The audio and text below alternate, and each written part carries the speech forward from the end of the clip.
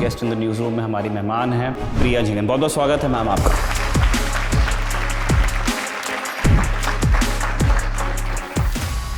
पहले कैडेट के रूप में ओटीए में पहुंचती हैं, कितना तैयार था ओटीए उस टाइम पे लड़कियों के लिए?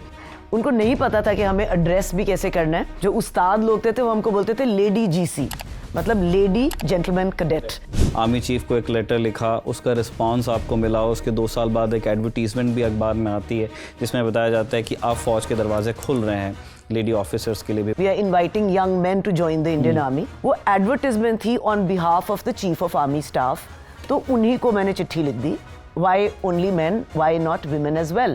That's what I wrote. उस टाइम नहीं मुझे पता कि इतनी that history was being written.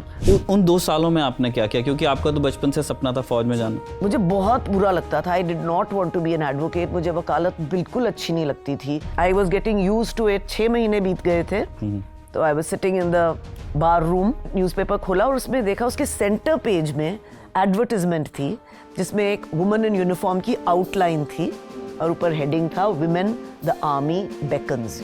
Jack corps में 2 वैकेंसी थी, तो उस टाइम भी आपको थोड़ा भी नर्वस रही? ये नहीं उस टाइम दिमाग में, उसमें तो ये होता कि हो गया। I mean it's happened. You know किसी का ड्रीम कम ट्रू। तो my sister was working very close when I showed it to her. I said, you know what she said to me? She said, aren't you excited to know who the second entry will be? जो बाकी लोग वहाँ train कर रहे थे, क्या उनको कभी ऐसा लगता था कि वो लड़कियां हैं तो उनको कोई छूट मिल जाएगी ओटीए में? 25 वहाँ गए थे ना, हम वहाँ पे लेडी कैडेट्स बन के नहीं गए थे, हम कैडेट्स बन के गए थे। मुझे नहीं लगता कभी उन्होंने हमें ऐसे ट्रीट किया कि you are a woman. We were same, we passed out together as batchmates. एक बार ऐसा हुआ कि जेंटलमैन कैडेट्स के साथ में पूल में उतरने को कहा गया। हमारी स्विमिंग उनसे अलग रहती। अच्छा। हमें उन्होंने कॉस्ट्यूम्स दे दिए कि आप लोग ये पहन के आ जाइए। उसको पहन के मुझे तो बहुत अनकंफर्टेबल लग रहा है। मैं तो अपना टाल ऊपर पहन लिया। Captain Bahl came inside and said, okay सावधान सावधान। उसमें टाल भी गिर गया नीचे, फिर सीधे भी खड़े रहे, हिले भी नहीं कोई। And said March. Lima Kong में तब आपकी पोस्टिंग थी, क्या हुआ था वहाँ पे जब एक जवान का कोर्ट मार्शल करना पड़ा था आपको? गेस्ट रूम में रह रहे थे, लाइट्स बंद हो जाती हैं, मेन स्विच ऑफ हो गया एंड मैंने देखा मेरा नॉब हिल रहा है। दरवाज़ा खोला and I rushed out of that room. और वहाँ पे एक प्रोसिक्यूटिंग ऑफिसर थे। I ran up to him and I told him, sir मेरे रूम के बाहर कोई है। He was not in uniform but A soldier. He was a soldier. बहुत महीने तक I was very traumatised. I am an officer, मेरे साथ भी ऐसा हो सकता है, अपना जवान ऐसे कर सकता है। अग्निवीर योजना पर आपकी क्या राय है? अग्निवीर अगर आप देखते हैं स्मॉल टाइम के लिए बहुत अच्छी चीज़ है। इनकी एक्सेप्टेबिलिटी के ऊपर मुझे थोड़ा सा वो रहता है कि how will people accept them knowing कि ये 4 साल बाद चले जाएंगे। जो लड़कियां आपको देख रही हैं अभी, आप उनसे क्या कहना चाहती हैं जिनका आप ही की तरह दिल है कि मुझे एक फौजी बनना है? तो अगर आपका दिल कहता है आपने फौज ज्वाइन करनी है, सिर्फ तभी फौज ज्वाइन करनी है। लाइक आई सेड, ये कोई प्रोफेशन नहीं है, ये कोई जॉब नहीं है। My favourite dialogue is that nothing should come between you and soldiering. Brought to you by Sensodyne K। अभी लेके आए सेंसोडेंट के। टूथ का करंट गॉन तो लाइफ का करंट ऑन। इंडियन आर्मी की ब्रिगेड ऑफ गार्ड्स का मोटो है पहला हमेशा पहला। दुनिया भर की फ़ौजों में और हिंदुस्तान की फ़ौज में भी पहले होने को लेकर के काफ़ी आग्रह रहता है, क्योंकि जो पहला होगा इनिशिएटिव हमेशा उसके हाथ में होगा। पहले होने के अगर कुछ फ़ायदे होते हैं तो कई सारी चुनौतियां भी होती हैं, क्योंकि जो पहला होता है उसे पहलकदमी करनी पड़ती है।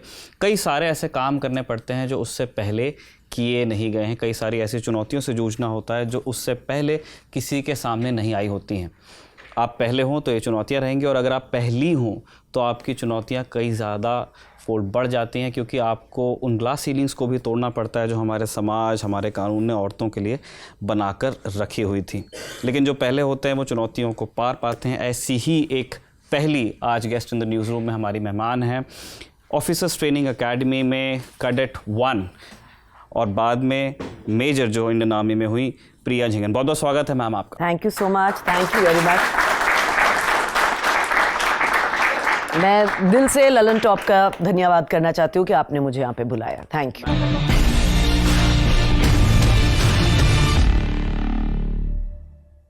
मैम, और दिल से हम आपका धन्यवाद करना चाहते हैं कि आपने अपने स्केड्यूल में से हमारे लिए वक्त निकाला, हमारे दोस्तों के लिए टाइम निकाला। आज मुबारक दिन है, इंटरनेशनल वुमेंस डे है, आपको बधाइयाँ। और जितने दोस्त हमको देख रहे हैं स्क्रीन पे और जितने दोस्त हमारे यहाँ पे साथ हैं उन सबको बधाई। Happy women's day everybody. Ma'am, बातचीत का फॉर्मेट हमारे दर्शक जानते हैं, आप भी जानती हैं। कुछ बातें हम करेंगे, कुछ हमारे जो दोस्त हमको लाइव ज्वाइन कर रहे हैं इस रिकॉर्डिंग सेशन में वो आपसे करेंगे।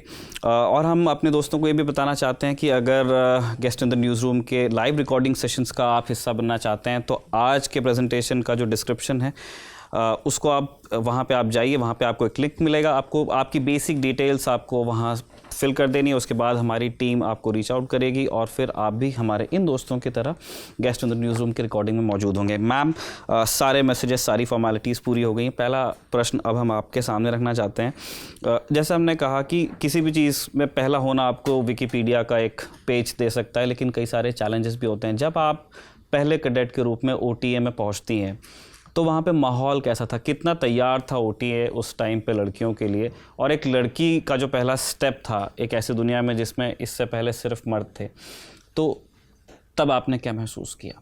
जब हम 25 थे, जब हम ऑफिसर्स ट्रेनिंग अकेडमी पहुँचे, तो जब हम OTA पहुँचे उन्होंने काफ़ी हमारे लिए उन्होंने कर रखा था। दे वर क्वाइट प्रिपेयर्ड, हमारे बैरिक्स बहुत अच्छे से बना रखे थे उन्होंने। दे वर प्रिपेयर्ड फॉर अस। पर बड़ी हैरानी की बात है कि वहाँ पे हमें वो लेडी कैडेट नहीं कहते थे, जो उस्ताद लोग थे वो हमको बोलते थे लेडी GC, मतलब लेडी जेंटलमैन कैडेट। इतना उनको नहीं पता था कि हमें एड्रेस भी कैसे करना है। Otherwise OTA was quite prepared. और तब मुझे नहीं पता चला कि मतलब सब कुछ मुझे ही करना है, बट इंसिडेंट्स ऐसे आए ट्रेनिंग के दौरान जब मुझे लगा कि हाँ ये पहली होने का it's a very big responsibility. For example, जब जो कुछ करना है वो लेडी कैडेट नंबर 1 प्रिया झिंगन सर, उसी को करना है सबसे पहले, बाकी पीछे 24 लाइन में है। फॉर एग्जाम्पल स्विमिंग, तो स्विमिंग पूल के ऊपर खड़ा कर दिया हमें और बोला जंप। अब आई एम नंबर 1 और मेरे ऊपर ये रिस्पॉन्सिबिलिटी है कि अगर मैंने जंप नहीं किया तो पीछे क्या सिग्नल जा रहा है कि भाई हम भी नहीं करेंगे। If she can't do it we will also not do. तो मुझे ये दिमाग में रखना पड़ा कि पूरे देश की महिलाओं की नाक कटानी नहीं है मुझे, तो नहीं भी आता स्विम करना तो यू विल जंप। फौज में बोलते हैं डू और डाई। तो I remember that even that time this sentiment was so strong कि भाई करना है। If you are number 1 then you have to pave the way. So I jumped into the pool, डूब गए, निकाल दिया, बाहर कर दिया, लेकिन कभी भी ऐसा मौका नहीं होने दिया कि टू से नहीं मुझे अभी ये नहीं करना। Number 1 has its responsibilities. और मैं बड़े दिल से कह सकता हूँ कि मैंने अच्छे से I did justice to my responsibilities. जब इस पूल पे जब आप खड़ी थी तब आपके क्या दिमाग में वो सारा बैकग्राउंड आपके दिमाग में तैर रहा था कि किस तरह आपने आर्मी चीफ को एक लेटर लिखा, उसका रिस्पांस आपको मिला, उसके 2 साल बाद एक एडवर्टीजमेंट भी अखबार में आती है जिसमें बताया जाता है कि अब फ़ौज के दरवाजे खुल रहे हैं लेडी ऑफिसर्स के लिए भी, वो भी एज ऑफिसर्स फ़ौज को ज्वाइन कर पाएंगी। आपके दिमाग में तब चल क्या रहा था जब आपने वो लेटर लिखा? निखिल, उस टाइम जब मेरे दिमाग, I was just 21 years of age, और मैंने जब वो एडवर्टीजमेंट देखी, it said we are inviting young man to join the Indian army, तो मैंने उसको 2-3 दफ़ा पढ़ा और मैंने देखा इनकी रिक्वायरमेंट क्या है। तो I met all the requirements, जो कुछ उनको चाहिए था वो सब है, except that I was not a young man. तो मुझे मन में ऐसे लगा कि गलत है यार, ऐसा क्यों है कि only man should be called to serve the country. हमारी भी तो ड्यूटी है ना as women to serve the country, तो कुछ तो इसके लिए करना पड़ेगा, ये गलत हो रहा है। अब कुछ तो करना पड़ेगा, कोई और थोड़े ना करेगा, you have to do it yourself. तब ऐसा नहीं था कि इंटरनेट है कि you write a note, ask somebody, nothing, you had to take the first step yourself. Initiative आपको ही लेना था। तो मैंने उस टाइम मेरे दिमाग में यही आया कि मैं ही पूछता हूँ यार, let me only take the first step. So that's why I tore a note paper from my notebook और उसमें चिट्ठी लिख दी। और ये भी नहीं पता था किसको लिख रहे हो आप चिट्ठी, वो एडवर्टिजमेंट थी on behalf of the chief of army staff, तो उन्हीं को मैंने चिट्ठी लिख दी और उसमें लिख दिया अच्छे से कि भाई why only man, why not women as well. हम भी उतना कर सकते हैं, हमें भी इतनी शक्ति है, हमारे में भी इतना फ़र्ज है, हमारा भी फ़र्ज़ है। That's what I wrote. उस टाइम नहीं मुझे पता कि इतनी that history was being written. क्या I लिखा didn't था realize जनरल that. रॉड्रिक्स ने जवाब में, जो चीफ ऑफ आर्मी स्टाफ हाँ थे जी, तब? जनरल रॉड्रिग्स ने सबसे पहले तो he was very happy that उन्होंने एक young girl is writing to him, तो he praised me for that. उन्होंने बोला कि मैं बहुत खुश हूँ कि आप लोग इतने, आपने संभाल के रखा होगा ना वो? बहुत टाइम तक संभाल के रखा गया था. There is another story what happened to that, but उस टाइम आप समझ नहीं पाओगे निखिल, क्योंकि उस टाइम ये ऐसी चीज मुझे नहीं पता था कि इतनी बड़ी हिस्ट्री बन जाएगी ये. आई डिड नॉट रियलाइज कि इतनी बड़ी चीज हो रही है ये. तो उन्होंने ये लिखा था कि वो बहुत खुश हैं ये सुन के कि महिलाएं भी इतनी उत्साहित हैं फौज ज्वाइन करने के लिए. And he said very good that you reached out to us, and ये बनेगी पॉलिसी. मतलब ऐसा हो ही नहीं सकता कि ऐसे पॉलिसी नहीं बने. वी आर प्रोग्रेसिंग, तो ये पॉलिसी बनेगी, पर इसमें वक्त लगेगा. So don't start waiting for it right now. आप अपनी पढ़ाई पर कॉन्सेंट्रेट करो, अपनी फिटनेस पे कॉन्सेंट्रेट करो, और जो हमारी पॉलिसी जब बनी होगी बन जाएगी. आप अभी अपना काम करो. And he thank me for the letter. तो फिर आपने जो आपका लेटर लिखना और जब आपको वो वाला एडवर्टीजमेंट फाइनली सामने आता है, स्पेशल एंट्री स्कीम आती है महिलाओं के लिए, उन 2 सालों में आपने क्या किया? क्योंकि आपका तो बचपन से सपना था फौज में जाना. तो अब आई वॉज फिनिशिंग कॉलेज, खत्म होने वाला था कॉलेज. तो इस एडवर्टीजमेंट में मैंने देखा, अच्छा उन्होंने चीफ ने कह दिया कि टाइम लगेगा. फिर मैंने एडवर्टीजमेंट में जाके देखा कि अगर आप जज एडवोकेट जनरल्स डिपार्टमेंट ज्वाइन करना चाहते हो तो आप 26 साल तक भी कर सकते हो, क्योंकि आपको लॉ पढ़नी है. बाकी सब तो ग्रेजुएट हो गया. अगर आपने लॉ की तो आपको 26 साल तक अपॉर्चुनिटी है फौज ज्वाइन करने की. तो मैंने अपनी पूरी पढ़ाई की ट्रेजेक्ट्री चेंज कर दी कि अब मैं लॉ पढ़ूंगा. कोई इंटेंशन नहीं थी, लेकिन लॉ इसीलिए ज्वाइन की कि फौज के लिए 6 साल और मिल जाएंगे. तो फिर फौज आई स्टडीड लॉ ख़त्म करते करते भी बस यही सोच रहे थे अभी निकलेगी पॉलिसी, अभी निकलेगी, कुछ तो होगा कुछ तो होगा. लॉ भी ख़त्म हो गई. फिर पापा ने कहा चलो अब जाके एडवोकेट जनरल के साथ जाके अप्रेंटिसशिप करो. I did not want to do that. मुझे लॉयर तो बनना ही नहीं था. बड़े स्ट्रिक्ट थे फादर? नहीं, not at पुलिस से all. थे? पुलिस किस में तरह थे, का but माहौल था? बहुत ही कंफर्टेबल माहौल था. पापा पुलिस में थे, लेकिन वो हमेशा बाहर पोस्टेड रहते थे. हम लोग शिमला में रहते थे मम्मा के साथ. तो जब वो घर में आते थे तो बहुत ही अच्छा माहौल हो जाता था. वो अपने मतलब के रिकॉर्ड्स लगाते थे, अच्छा खाना बनता था, बस मस्ती. तो मम्मा यही कहती हैं कि अगर पापा परमानेंटली शिमला में पोस्टेड होती तो मेरे बच्चों ने पढ़ना ही नहीं था. इतने मस्त माहौल होता था. तो पापा ने यही बोला कि भाई अब लॉ तो करनी पड़े, लॉ ख़त्म किए तो एडवोकेट तो बनना पड़ेगा ना. ही वॉज अ पुलिस ऑफिसर, तो लॉ के साथ एसोसिएटेड थे. तो मैंने बोला पापा ये तो मुझे करना ही नहीं था, मुझे तो आर्मी ज्वाइन करनी है. तो उन्होंने बोला कोई पॉलिसी तो निकली नहीं है, तो कुछ तो करोगे ना. You can't waste your time sitting at home. Law ले गए मुझे वहाँ पे मुझे I became a junior with the advocate general of Himachal Pradesh. और कौन थे मैम तब AG? He was mister GD Verma. तो मुझे बहुत बुरा लगता था. I did not want to be an advocate. मुझे वकालत बिल्कुल अच्छी नहीं लगती थी. I used to come back home. मैं रोता था रोज आके कि मैं कहाँ फंस गया, ये तो मुझे करना ही नहीं था. I hadn't signed up for being an advocate. तो ये बस बड़े गंदे दिन थे वो मेरे. About 6 months. अभी लोग सीरीज भी देख रहे हैं, इससे पहले बेटर कॉल सॉल वगैरह भी आ चुका है, जिसमें लीगल इंटर्न्स की बड़ी दयनीय स्थिति होती है. वैसी आपकी भी थी क्या?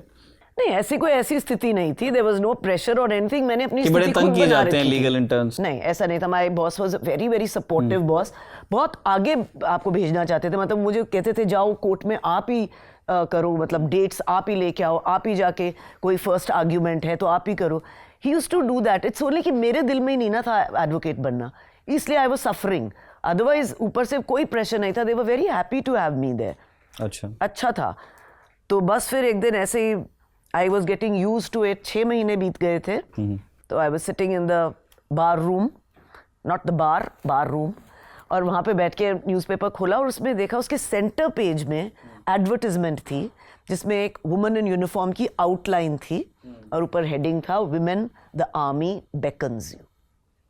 So it had started. और उसमें 25 विमेन के लिए वैकेंसीज इंडिया ने खोला था. They had open there doors for women. और उसमें जज एडवोकेट जनरल्स डिपार्टमेंट के लिए 2 वैकेंसीज थी. हम जैक के बारे में थोड़ा हमारे दोस्तों को और बता दीजिए. मतलब एक बेसिक आइडिया है लोगों को, लोगों ने शौर्य देखी है, फ्यू गुडमैन देखी, बट स्टिल.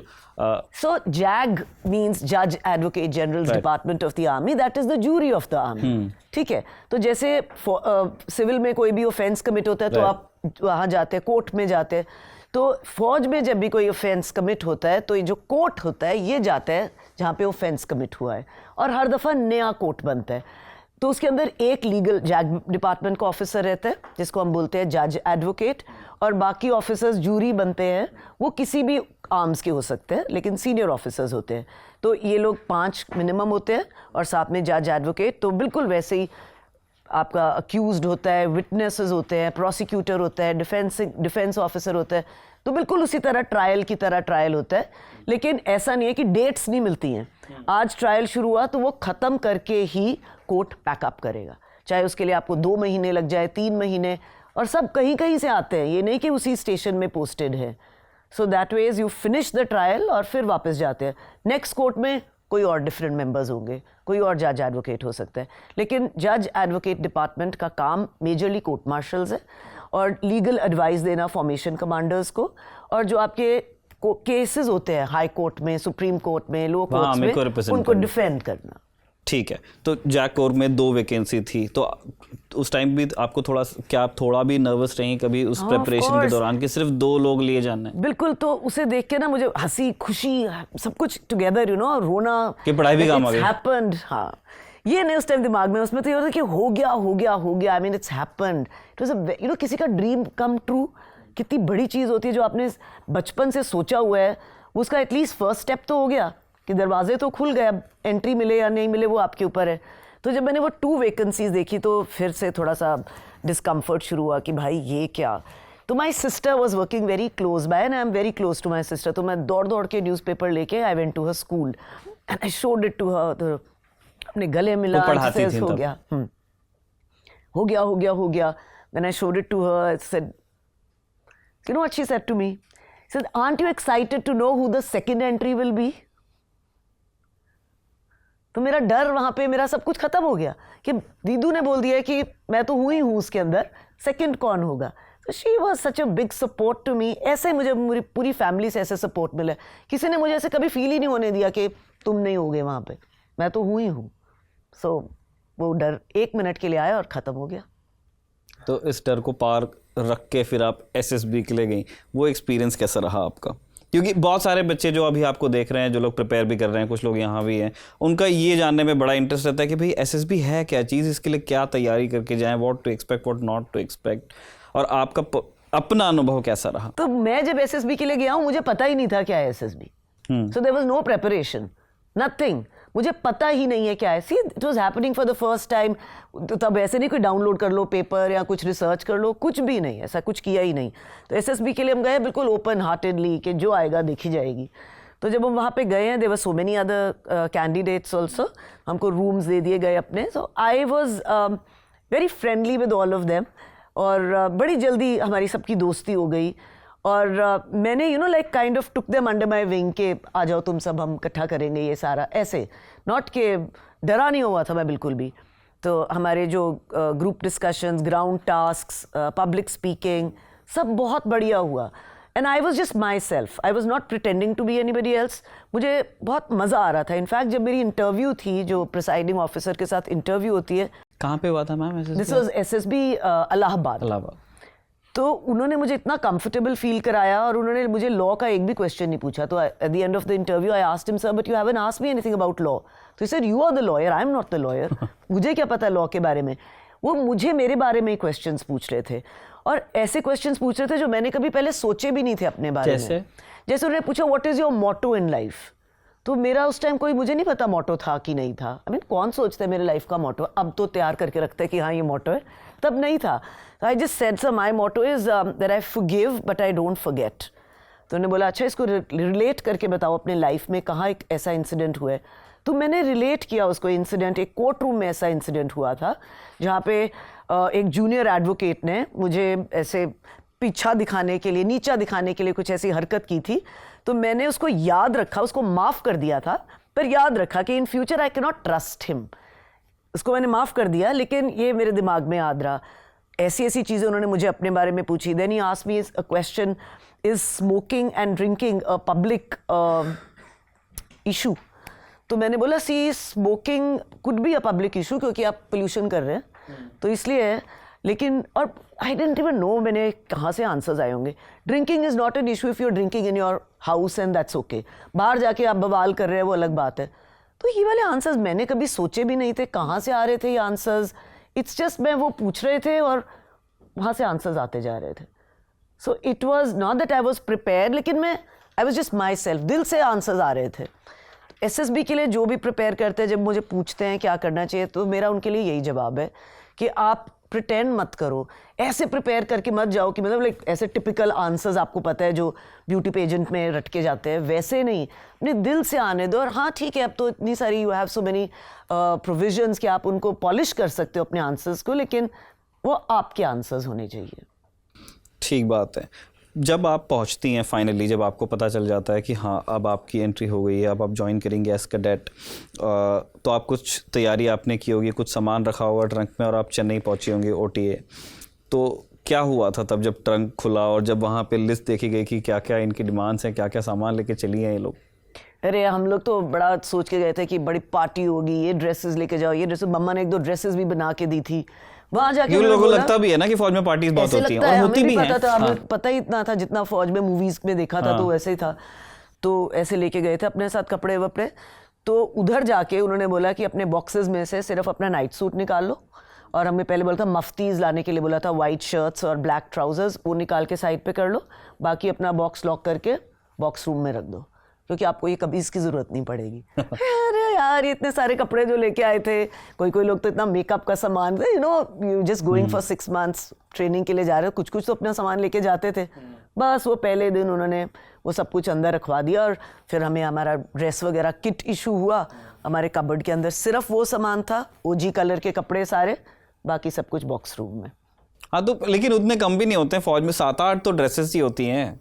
हाँ नहीं, हमारा कबर्ड तो भर गया था, जो हर तरह की हर चीज के लिए अलग, कितने अलग-अलग तरह के dresses. There is a different uniform for everything, और वो 3 इशू होते हैं हमें, तो हमारी कबर्ड तो अच्छे से भर गई थी. पर लाइक आई एम सेइंग, वो सारे खाकी ही थी, सारी OG and white and black, that's it.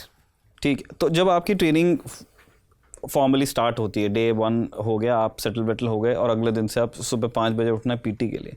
नहीं, ऐसा नहीं हुआ. डे 1 पे जब हम लोग को यूनिफॉर्म वगैरह मिल गई, और मेरे एब्डोमेन में एक पेन शुरू हो गई, हल्की सी पेन हुई. मैंने कुछ नहीं है, थोड़ी देर बाद और कुछ नहीं है. I am a very strong person, तो पेन वगैरह लेना मेरे लिए कोई इतनी बड़ी बात नहीं है. लेकिन वो शाम तक इतनी ज़्यादा हो गई that I had to be hospitalised. तो day 1 of my reporting to the academy, मैं MH मिलिट्री हॉस्पिटल में एडमिट हूँ बिकॉज ऑफ द पेन, और डायग्नोज किया गया that I have stones in the kidney. और मुझे अपने ऊपर इतना गुस्सा आ रहा है कि यार, तुम पहले दिन वहाँ पहुँचे हो और तुम हॉस्पिटल में पहुँचे हो, कितनी शर्म की बात है. पूरी life you prepared your self के फौज, और कद्दू आज हॉस्पिटल में. तो सुबह पता चला, डॉक्टर ने बोला कि अगर आप 5 दिन से ज़्यादा हॉस्पिटल में रह जाते हो तो आप रेलीगेट हो जाओगे, you will not pass with your course. अच्छा. तो अब वो टेंशन दुगना हो गया. तो I went to the doctor. ऐसा कैप्टन चावला थे. मैंने कहा सर मैं बिल्कुल ठीक हूँ, there is no pain at all, I am perfectly fine, you send me back. तो ही अंडरस्टूड क्या चल रहा है दिमाग में. तो उन्होंने कहा ठीक है, I am going to give you painkillers, और आप बहुत सारा पानी पीना, take care of yourself, गड़बड़ होती है वापस आ जाना. तो आप जाओ वापस. तो मैं वापस आ गया 2-3 दिन बाद. व्हेन आई केम बैक तो बाकी सब तो सेटल्ड थे, वो लोग अपना, उनका रूटीन शुरू हो गया था. I was in the hospital. जब वापस उन्होंने मुझे छोड़ा तो ये लोग बास्केटबॉल खेल रहे थे, इट वॉज गेम्स टाइम. तो मैं उधर गया और मैं इनको देख रहा हूँ, मुझे लगा कि आई कांट प्ले बास्केटबॉल, अगर मैं जंप करूँगा तो ये स्टोन्स भी जंप करेंगे. और no, I was very very disheartened. Anyway, ऐसे दुखी मूड से वापस आ गए. फिर रात को सो गए. नेक्स्ट डे जब हमारी PT के लिए रिपोर्ट करना पड़ा हमें, तो we had a 2.5 kilometres run. तो बोला चलो विसल बजी, दौड़ना चालू. मैं भी दौड़ना चालू हो गया और दौड़ रहा हूँ, और अपने से बहुत नाराज़ हूँ कि यार इतना तेज़ भागता था जब मैं टाइक्वांडो करता था. I was so fast, I was so agile, I was so quick, और ये stones are going to bloody slow me down in life. चलते चलते मुझे नहीं पता कहाँ पहुँचे. I was not even concentrating, बस दौड़ता जा रहा हूँ. फिर देखा भाई कहाँ हैं सारे. वो देखा तो वो इतनी पीछे हैं सब, they were very far behind. And then I realise bro, तो अपनी नॉर्मल स्पीड पे without even trying your best you reached so far. तो एक कुछ नहीं है, स्टोन्स कुछ नहीं है. तो वो एक मेरी लाइफ का आहा मोमेंट था जब आई रियलाइज कि not only can I run with the stones, I can run better than anybody else. Then I never looked back. उसके बाद मैंने कॉन्शियसली दौड़ना शुरू किया। आई फॉरगॉट द स्टोन्स, और फिर उसके बाद there was no looking back. I continue to be the fastest runner in my batch, और आज तक भी वो स्टोन्स हैं, लेकिन I am the boss, not them. अच्छा जी मैम, जैसे ये कुछ अच्छे अनुभव थे आपने ट्रेनिंग के, जो आपने बताया कि कुछ चैलेंजेस ऐसे हैं जो उनको फाइनली आपने सरमाउंट किया अपने ग्रिट के चलते। क्या आपके दिमाग में कभी ये बात आई, या आपके जो बाकी लोग वहाँ ट्रेन कर रहे थे, क्या उनको कभी ऐसा लगता था कि वो लड़कियाँ हैं तो उनको कोई छूट मिल जाएगी OTA में? या क्योंकि ये लोग मैं समाज के अंदर जो थिंकिंग है वही हमारे भी दिमाग में क्रीप अप कर जाती है, तो आप मान के चलते हो कि अच्छा हाँ, जैसे एक बड़ी अटैची एक छोटी अटैची है, तो लड़की साथ में चल रही होती है, आप उसको छोटी दे रहे थे कि मैं ये उठा लेता हूँ। इस मेंटल कंडीशनिंग के साथ में बहुत लोग वहाँ भी पहुँचे होंगे, तो क्या उन लोगों को किस तरह की रियलिटी ने हिट किया? मेल कैडेट्स भी आप लोगों के साथ में तैयार क्योंकि हो रहे थे, उनकी भी ट्रेनिंग साइड बाय साइड चल रही थी। पूल में उतरना है तो उनके साथ भी एक हमको रिसर्च में मिला कि नॉट उनके साथ, हम लोग की ट्रेनिंग अलग रहती थी। राइट, जेंटलमैन कैडेट्स की अलग थी, लेडी कैडेट्स की अलग थी। Okay. तो एक बात आपको समझनी पड़ेगी कि हम लोग जब 25 वहाँ गए थे ना, हम वहाँ पे लेडी कैडेट्स बन के नहीं गए थे, हम कैडेट्स बन के गए थे, राइट? ये अलग बात है कि वी वर विमेन, बट हम सब में इतना जुनून, इतना जोश था, we wanted to be at par. हम ये सोच के नहीं गए थे हमको प्रेफरेंशियल ट्रीटमेंट मिलेगी या हमारी ट्रेनिंग कम होगी। And the officers training academy was also very clear about this कि ये कैडेट्स आ रहे हैं, ठीक है, फर्स्ट टाइम आ रहे हैं, तो they had to lay down the standards, उनको ले करना पड़ा था, which was different from male cadets that time, क्योंकि उनकी ट्रेनिंग उस टाइम 11 महीने थी और हमारी ट्रेनिंग रखी गई थी 6 months। तो ये डिफरेंस था, लेकिन इसके अंदर स्ट्रेस क्या था, जो वो 11 महीने में कर रहे हैं वही हम 6 महीने में भी कर रहे हैं। You understand that? तो जेंटलमैन कैडेट को भी ये रियलाइजेशन थी। मुझे नहीं लगता कभी उन्होंने हमें ऐसे ट्रीट किया कि you are a woman, we were same, we passed out together as batchmates। तो नहीं, ऐसे कभी प्रेफरेंशियल ट्रीटमेंट नहीं मिली हमें। वो छोटा सूटकेस कभी नहीं दिया गया। बक्सा ही मिला हमेशा, बड़ा बक्सा, काले रंग का ऊपर उठाने वाला। मैम, जैसे आपके पुराने इंटरव्यू को हमने देखा और उसमें कुछ ऐसे वियर्ड इंसिडेंट्स के बारे में भी लिखा है जो OTA में घटे। एक बार ऐसा हुआ कि जेंटलमैन कैडेट्स के साथ में पूल में उतरने को कहा गया। वो एक आई एम श्योर एक वो ट्रेनिंग ही उसका मोटिवेशन रहा होगा, और सबने अच्छे अपने तौलिए बांधे। there's a clarification है, ये पता नहीं कहाँ से मिसकोट हुआ है। हमारी स्विमिंग उनसे अलग रहती थी। अच्छा, ठीक है, जेंटलमैन कैडेट अलग ठीक है, हम जब हमारी स्विमिंग हो रही है उनका कुछ और हो रहा होगा, ठीक है, जब उनकी स्विमिंग हो रही है हमारा कुछ और हो रहा है। तो इंसिडेंट ऐसे है कि जब हमें उन्होंने कॉस्ट्यूम्स दे दिए कि आप लोग ये पहन के आ जाइए, तो मैंने तो ज़िंदगी में फ़र्स्ट टाइम कॉस्ट्यूम पहना था, दो it was not a very revealing costume, ठीक था, स्लीव्स थी, शॉर्ट्स थी। उसको पहन के मुझे तो बहुत अनकंफर्टेबल लग रहा है, और बहुतों को भी लग रहा था। तो मैं तो अपना टाल ऊपर पहन लिया। मैंने बोला क्योंकि मैं उस्ताद भी होंगे, वो दिमाग में चल रहा। उस्ताद भी तो थे, वही तो था, आपस में तो कोई प्रॉब्लम नहीं गर्ल्स को। अब बाहर जाना है उस्ताद के पास, और हमारे कैप्टन बहल भी वहाँ थे जो हमारे, तो अब ये प्रॉब्लम हो रही है, तो टाल से नहीं निकल रहे। तो उन्होंने बोला टाल्स निकाल के आओ। नहीं sir, please please please sir, towel नहीं सर, टाल निकाल के आओ बाहर। How can you swim without the towel, with the towel? तो हम नहीं निकाल रहे। तो फिर captain Bahl came inside and said, okay सावधान सावधान। तो उसमें टाल भी गिर गया नीचे, फिर सीधे भी खड़े रहे, हिले भी नहीं कोई। एंड सेड मार्च। तो फिर हम अपने कॉस्ट्यूम पहन के स्विमिंग पूल में आए और आराम से स्विमिंग कर ली। वो इतना सा इंसिडेंट है जब हम लोग को घबराहट हो रही थी to come out with a costume in front of the उस्ताद। अच्छा, कई बार ये ट्रेनिंग, ये डिसिप्लिन काम कर जाता है ना डर को भी जीतने में, कि एक बार वहाँ सावधान बोला तो वो बाकी चीज़ें दिमाग से निकल जाती हैं। फौज में यही है, आपको ऐसे डिसिप्लिन कर देते हैं, then you become so focus कि बाकी चीज़ें भूल जाते हो आप।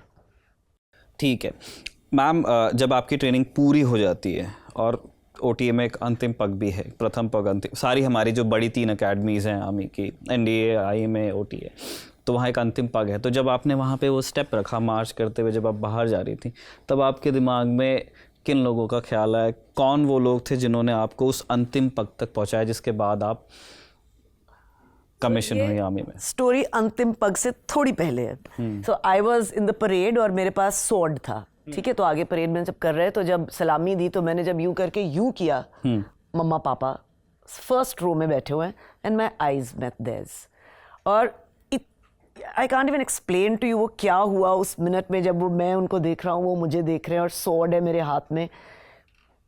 What passed between us was magical. तो जब तक, और वो that stayed with me, जब मैं वापस जा रहा हूँ बस दिमाग में यही आ रहा है कि आज मैंने जो अपनी मम्मा पापा के लिए करना था, जो whatever, आज मैंने वो पूरा कर दिया उनके लिए. उनका भी सपना पूरा हो गया, मेरा भी पूरा सपना हो गया. I was full of gratitude. मतलब इतनी भावना और फुलफिलमेंट थी.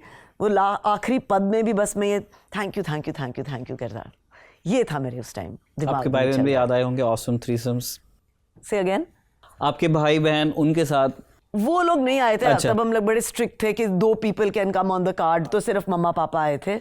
अदरवाइज ऑफ कोर्स वो तो सी पूरी फैमिली का इसमें योगदान था कि कभी भाई, कभी बहन, कभी मम्मा, कभी पापा, and even after the marriage कभी हस्बैंड, कभी माय सन, कभी niece. At some point of time somebody or the other was always there to support you and to make it happen. तो और बाहर निकलने के बाद पिप किसने किया, मम्मा ने पापा ने? दोनों ने एक साथ स्टार पापा ने, एक स्टार मम्मा ने. तो वो तस्वीरें भी आपने बड़े सहेज के रखी होंगी. हाँ, वो तो एक तस्वीर क्या, वो तो एक दिल में तस्वीर है, वो वहीं पे रहती है. That was a very memorable moment, not just for me, for everybody. जिसकी भी पासिंग आउट में पिपिंग करते हैं वहाँ पे आंसू तो बहते ही बहते हैं.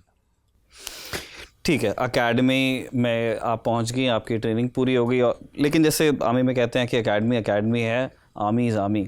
तो जब आप फाइनली उस इंस्टीट्यूशन में मूव करती हैं जहाँ पे आप बचपन से जिसके लिए तैयारी कर रही थी, जिसमें आपने एकेडमी में इतनी मजबूत ट्रेनिंग की, इतनी मेहनत की, स्टोन्स के साथ में आप दौड़ी, वहाँ जाके किस रियलिटी ने हिट किया आपको? कितनी तैयार थी फौज तब?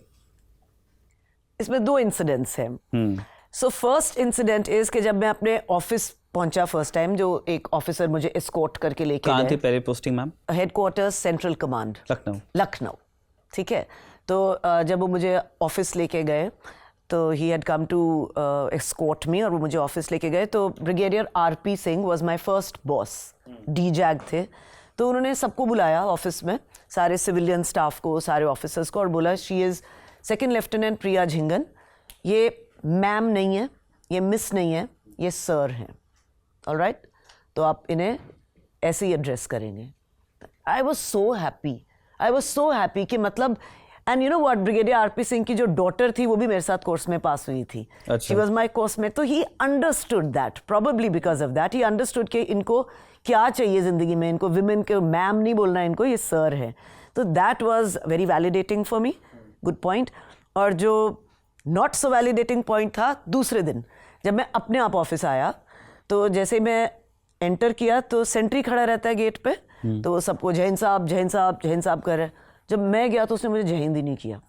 मैंने कहा यार ये तो बड़ी गलत बात है, फौज ज्वाइन की है सल्यूट के लिए, ये सल्यूट ही नहीं कर रहा है. कुछ नहीं किया तो चला गया. उनका काम है आपको सल्यूट करना, आपका काम है उनको सल्यूट करना. करेक्ट. तो उसने तो किया ही नहीं. अब मुझे नहीं याद पहले दिन मैंने क्या किया, because I was very very upset कि यार ये तो बहुत गलत हो गया. एंड देन आई रियलाइज कि शायद आई एम वेरी जूनियर, शायद आई एम अ वुमन ऑफिसर, शायद इसने पहचाना ही नहीं, इसको पता ही नहीं है कि women are in the uniform में तो रही होंगी. Of course I was in uniform.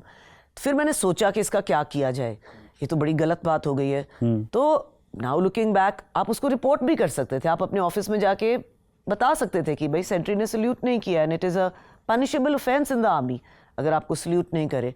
पर मैंने ऐसे नहीं किया. And I think back it was very mature of me that time also कि मैंने अपनी स्ट्रैटेजी लगाई. तो दूसरे दिन जब हम आए, I was quite prepared for it. तो सेंट्री ने जय हिंद नहीं की, तो मैंने उसको बोला जय हिंद उस्ताद. तो उसने कहा जय हिंद साहब. ठीक है, चले गए अंदर. सल्यूट तो किया ना उसने. फिर दूसरे दिन, तीसरे दिन जय हिंद उस्ताद जय हिंद साहब, ऐसे चलता रहा.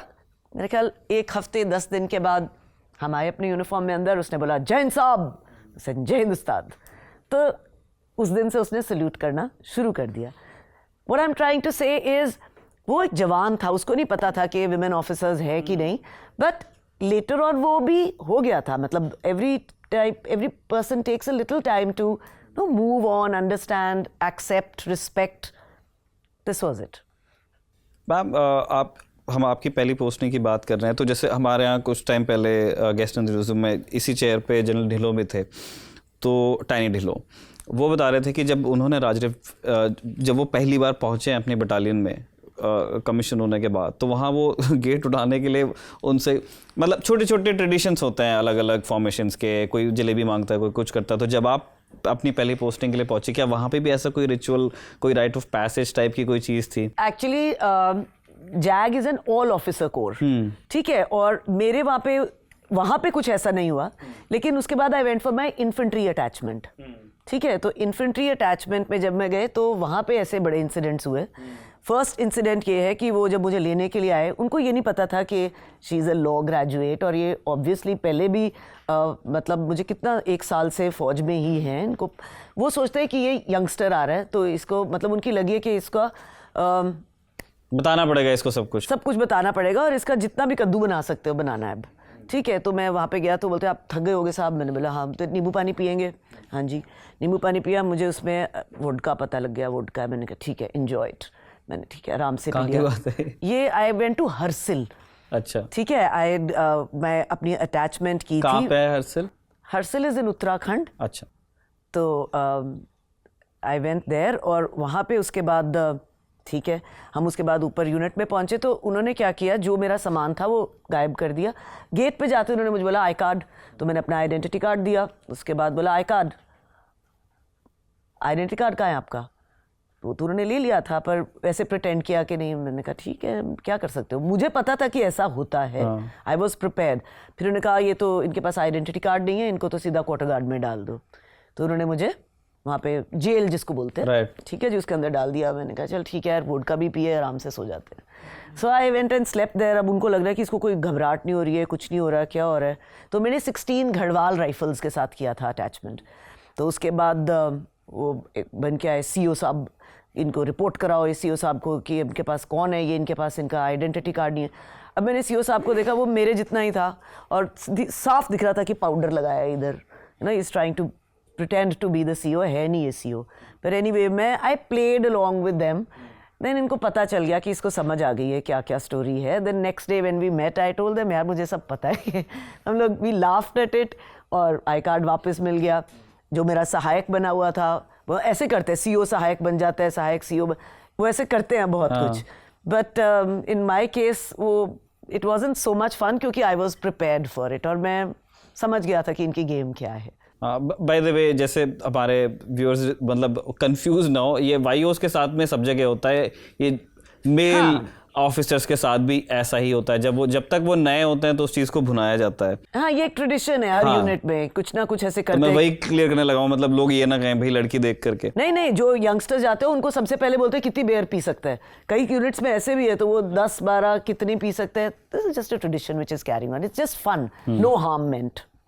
मैम, आपने बताया कि 16 गढ़वाल के साथ आप अटैच भी हुई थी, और हमने अपने रिसर्च में पाया कि आपका बड़ा मन था, ठीक है आपने प्रोफेशनल ट्रेनिंग आपकी एक लॉयर की थी, जैग आपने ज्वाइन भी किया, पर आप ज्वाइन करना चाहती थी इन्फेंट्री। किससे आपकी बात हुई थी और आपको क्या जवाब मिला था जब आपने? मेरा ऐसा नहीं है था कि मैंने जैग ज्वाइन करनी, मुझे बनना था फौजी। I wanted to be a soldier, I wanted to fight a war, I wanted to do जो हमें पता है फौज में होता है, ठीक है। तो पर ज्वाइन हो गया जज एडवोकेट जनरल्स डिपार्टमेंट। तो जब हमारी कमीशनिंग होती है, हमें आइडेंटिटी कार्ड्स मिलते हैं। मेरे आइडेंटिटी कार्ड पे JAG की जगह लिखा हुआ था JAK, जैग की जगह JAK means Jammu and Kashmir rifles which is infantry. मैं तो बहुत खुश हो गया, भाई मैं तो इन्फेंट्री में जा रहा हूँ। तो मैंने अपनी कोर्समेट्स को भी बता दिया कि इसमें तो जैक लिखा है। तो मतलब how can you do this यार, तो पता है एंट्री होनी है वहाँ पे, go at least speak to the battalion commander, उनको बताओ तो सही कि एरर है यहाँ पे, कुछ गड़बड़ है, नहीं तो परमिशन तो लो, नहीं तो इन्फॉर्म तो करो। तो मैं चला गया बटालियन कमांडर के ऑफिस में, और मैंने उनको बोला कि मेरा तो जैक में है, मैं तो इन्फेंट्री में है। तो it says this is an error, इसको ठीक करना पड़ेगा, आप इन्फेंट्री में नहीं जा सकते हो। तो आई वॉज लाइक वेरी एक्सूबरेंट, थोड़ा एरोगेंट भी, कि नहीं सर देख लो आप ये जो जा रहे हैं इन्फेंट्री में, इनके साथ मेरा मैच करा दो, I am as good as them, तो इन्फेंट्री में जाना है। तो इसे आई स्टिल रिमेंबर, वो मुझे उनका डायलॉग है कि child not you but maybe one day your granddaughter will definitely be able to join the infantry. उन्होंने पूछा नहीं कि सर ऐसा क्यों? क्योंकि अभी तक तो फौज नहीं एक्सेप्ट करना था, उसके बाद एक्सेप्ट होते होते साल तो लग जाने। इन्फेंट्री में तो अभी तक भी नहीं गए हैं, ladies have not been commissioned into the infantry even now. We have to give them time. It's a progress. It will take some RT time. और मैकिन्फ में आ गए हैं अभी, बस एक यही इन्फेंट्री ही बचा है कॉम्बैट आर्म्स। हाँ जी, तो वही है, मतलब it's, I'm not blaming anybody. It's progressive. You have to give time for things to settle down. You can't rush this process up. क्या वजह लगी मैम आपको, मतलब मैं समझ रहा हूँ इस बात को कि स्पेशली आर्मी की तरह एक इंस्टीट्यूशन जो चेंज को लेके थोड़ा सा डिफेंसिव होता है, उसको टाइम लगता है नई चीज़ को एक्सेप्ट करने में, और वो अपने ट्रेडिशंस को, अपने हिस्ट्री परंपरा को लेके बहुत सीरियस रहते हैं, लेकिन ये ग्रेजुअल प्रोसेस भी कुछ ज़्यादा ही ग्रेजुअल रहा है। 1947 में हम आज़ाद होते हैं, 50 में हमारा कॉन्स्टिट्यूशन आता है जो बराबर रखता है मर्द और औरत को, जो दुनिया में बहुत सारे देशों में जिसमें टाइम लग गया। राइट टू वोट यूएस में बहुत बाद में आया, उनकी आज़ादी और उनका राइट टू वोट आप देखेंगे उसमें सदियों का फ़र्क है। हमारे यहाँ वैसा नहीं था, बट और हमारी हिस्ट्री में भी आप देखेंगे 1857 में रानी झांसी, जो झांसी आज भी उनका किला, उसमें एक फ़ौज है। आप आज़ाद हिंद फ़ौज को देखेंगे तो उसके अंदर विमेन ऑफिसर्स थे, लेकिन जो आज़ाद भारत की जो फ़ौज है उसमें महिलाओं को आने में, लड़कियों को आने में बहुत ज़्यादा टाइम लगा, और बहुत रेजिस्ट किया आर्मी ने, कोर्ट्स में रेजिस्ट किया। जो एंट्री खुल रही है तो वो शॉर्ट सर्विस के लिए खुल रही है, परमानेंट कमीशन के लिए रेजिस्ट किया। परमानेंट कमीशन आ गया तो फिर आया कि आप सपोर्ट आर्म्स में चले जाओ, एएससी में चले जाओ, दूसरी सर्विसेज में चले जाओ। कॉम्बैट आर्म्स जो आपके 3 हैं, इन्फेंट्री में और आपका आरटी और आर्मर्ड, इसमें आपको टाइम लगेगा जाने में, अभी भी नहीं हो पाया है, शुरू हुआ है। आरटी में कुछ ऑफिसर्स हैं। तो क्या वजह लगती है विमेन ने मतलब सेना ने विमेन को पहले क्यों नहीं लिया, उसके अंदर मेरा ही कसूर है। अगर मैं एक बर्थ पहले बॉर्न होता, पहले चिट्ठी लिख देता, तो उन्होंने पहले ले लेना था विमेन को आर्मी में। So I don't blame them for this is my fault, मुझे पहले कर लेना चाहिए था ये। But you have to understand something. जैसे मैंने आपको एक इंसिडेंट दिया कि एक आदमी मुझे सल्यूट भी नहीं कर पा रहा था, तो इतने सारे जो हमारे जवान ज़्यादा हैं, हम इंडियन आर्मी में जवान ऑफिसर से ज़्यादा हैं, तो you have to understand their psyche also.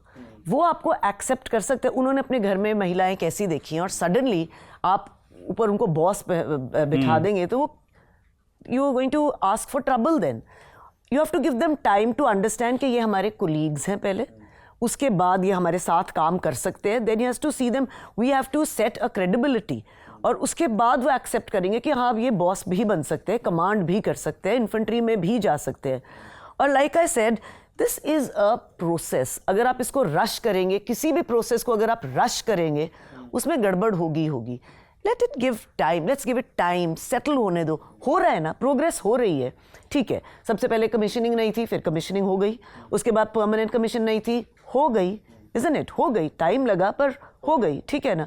उसके बाद कॉम्बैट रोल्स में वो भी स्टार्ट हो गया। Today you have a commanding officer, colonel Sapna Rana, she is commanding a unit, तो पहुंच रहे हैं वहाँ पे। यू कांट जंप स्टेयर्स को, स्टेप बाय स्टेप ही जाना पड़ता है, फर्स्ट रंग से लास्ट रंग पे एकदम नहीं चढ़ सकते हो। तो वो चल रही है प्रोग्रेस, एंड ठीक है, कहीं कहीं पे हुए ऐसे लैप्सेस भी हुए हैं, और वो हर जगह होते हैं, in every field. It will be in the civil also, it's not I won't say only related to the defence services. Civil में भी ऐसे होता है, कोई नई पोस्ट निकालते हैं, ज़रूरी नहीं है एकदम वहाँ पे आप विमेन CEO लगा देते हो। एंड हाँ, ये वाली बात है कि women always have to prove themselves, हमें थोड़ा ज़्यादा काम करना पड़ता है एक्सेप्टेबिलिटी के लिए। That's similar thing is happening in the army, but ये दिन बहुत दूर नहीं है कि core commanders, army commanders, chief, they will B women officers. Just give it time, it will happen. हाँ, होना तो मतलब ये सवाल हमने इसलिए भी रखा क्योंकि अभी हमने देखा MOD के पास में 4 सर्विसेज है, आर्मी, नेवी, एयरफोर्स और कोस्ट गार्ड।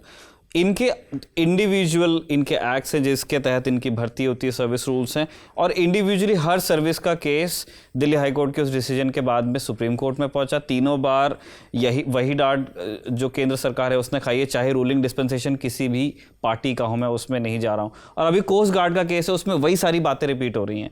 तो इसलिए मैंने पूछा कि क्या ये एक इंस्टीट्यूशनल थिंकिंग को चेंज होने की ज़रूरत है। एकदम जो टॉप पे जहाँ पे नीति नियंता बैठते हैं, MOD की बात है, सिर्फ एक आर्मी को हम सिंगल आउट करके ब्लेम नहीं कर रहे हैं। हमारा कहना है कि पूरा जो सिस्टम है उसको अपने सोचने का तरीका बदलने की ज़रूरत है। देखो, सोच बदलने की तो ज़रूरत सबको है, इजंट इट, लेकिन और उसमें बहुत टाइम ले लिया। हाँ, ये 70 साल हो गए आज़ाद होके। हाँ, इसमें सोच बदलने की तो ज़रूरत है, और वो बदलेगी भी। जब वो देख रहे हैं कि इतना अच्छा काम कर रहे हैं, they are performing so well, automatically they will be forced to take a decision in their favour. Again वो कब प्रूव कर पाएंगी अपने आप को? जब उनको थोड़ा टाइम मिलेगा. Right. So that is the process which is happening. When they realise कि हाँ जी कमांड करके भी इतना अच्छा तो ठीक है, you can give them another rank. When they realise ठीक है कोर कमांडर भी इतना अच्छा काम कर रहे हैं, then they'll give them time. तो वही है, थोड़ा सा hard work on our side and थोड़ा सा progressive thinking on their side. It has to be a collaboration of both. Ma'am अभी आपने कहा कि मतलब कभी कभी ऐसा हो जाता है कि हमको भी ज़्यादा मेहनत करनी पड़ती है टू प्रूव अ पॉइंट. क्या आपको आपके करियर में कभी इसकी ज़रूरत पड़ी कि एक मेल ऑफिसर को जो काम करना पड़ रहा है अगर 20 तो आपको 21-22 करके देना पड़ रहा है, तब वो चीज़ रिकग्नाइज हो रही है? See, we were a professional corps जहाँ पे हमारी पढ़ाई उसका काम है, ठीक है. तो मुझे इतना कोई ऐसा करना नहीं पड़ा. In fact I was very lucky when we went for a voyage.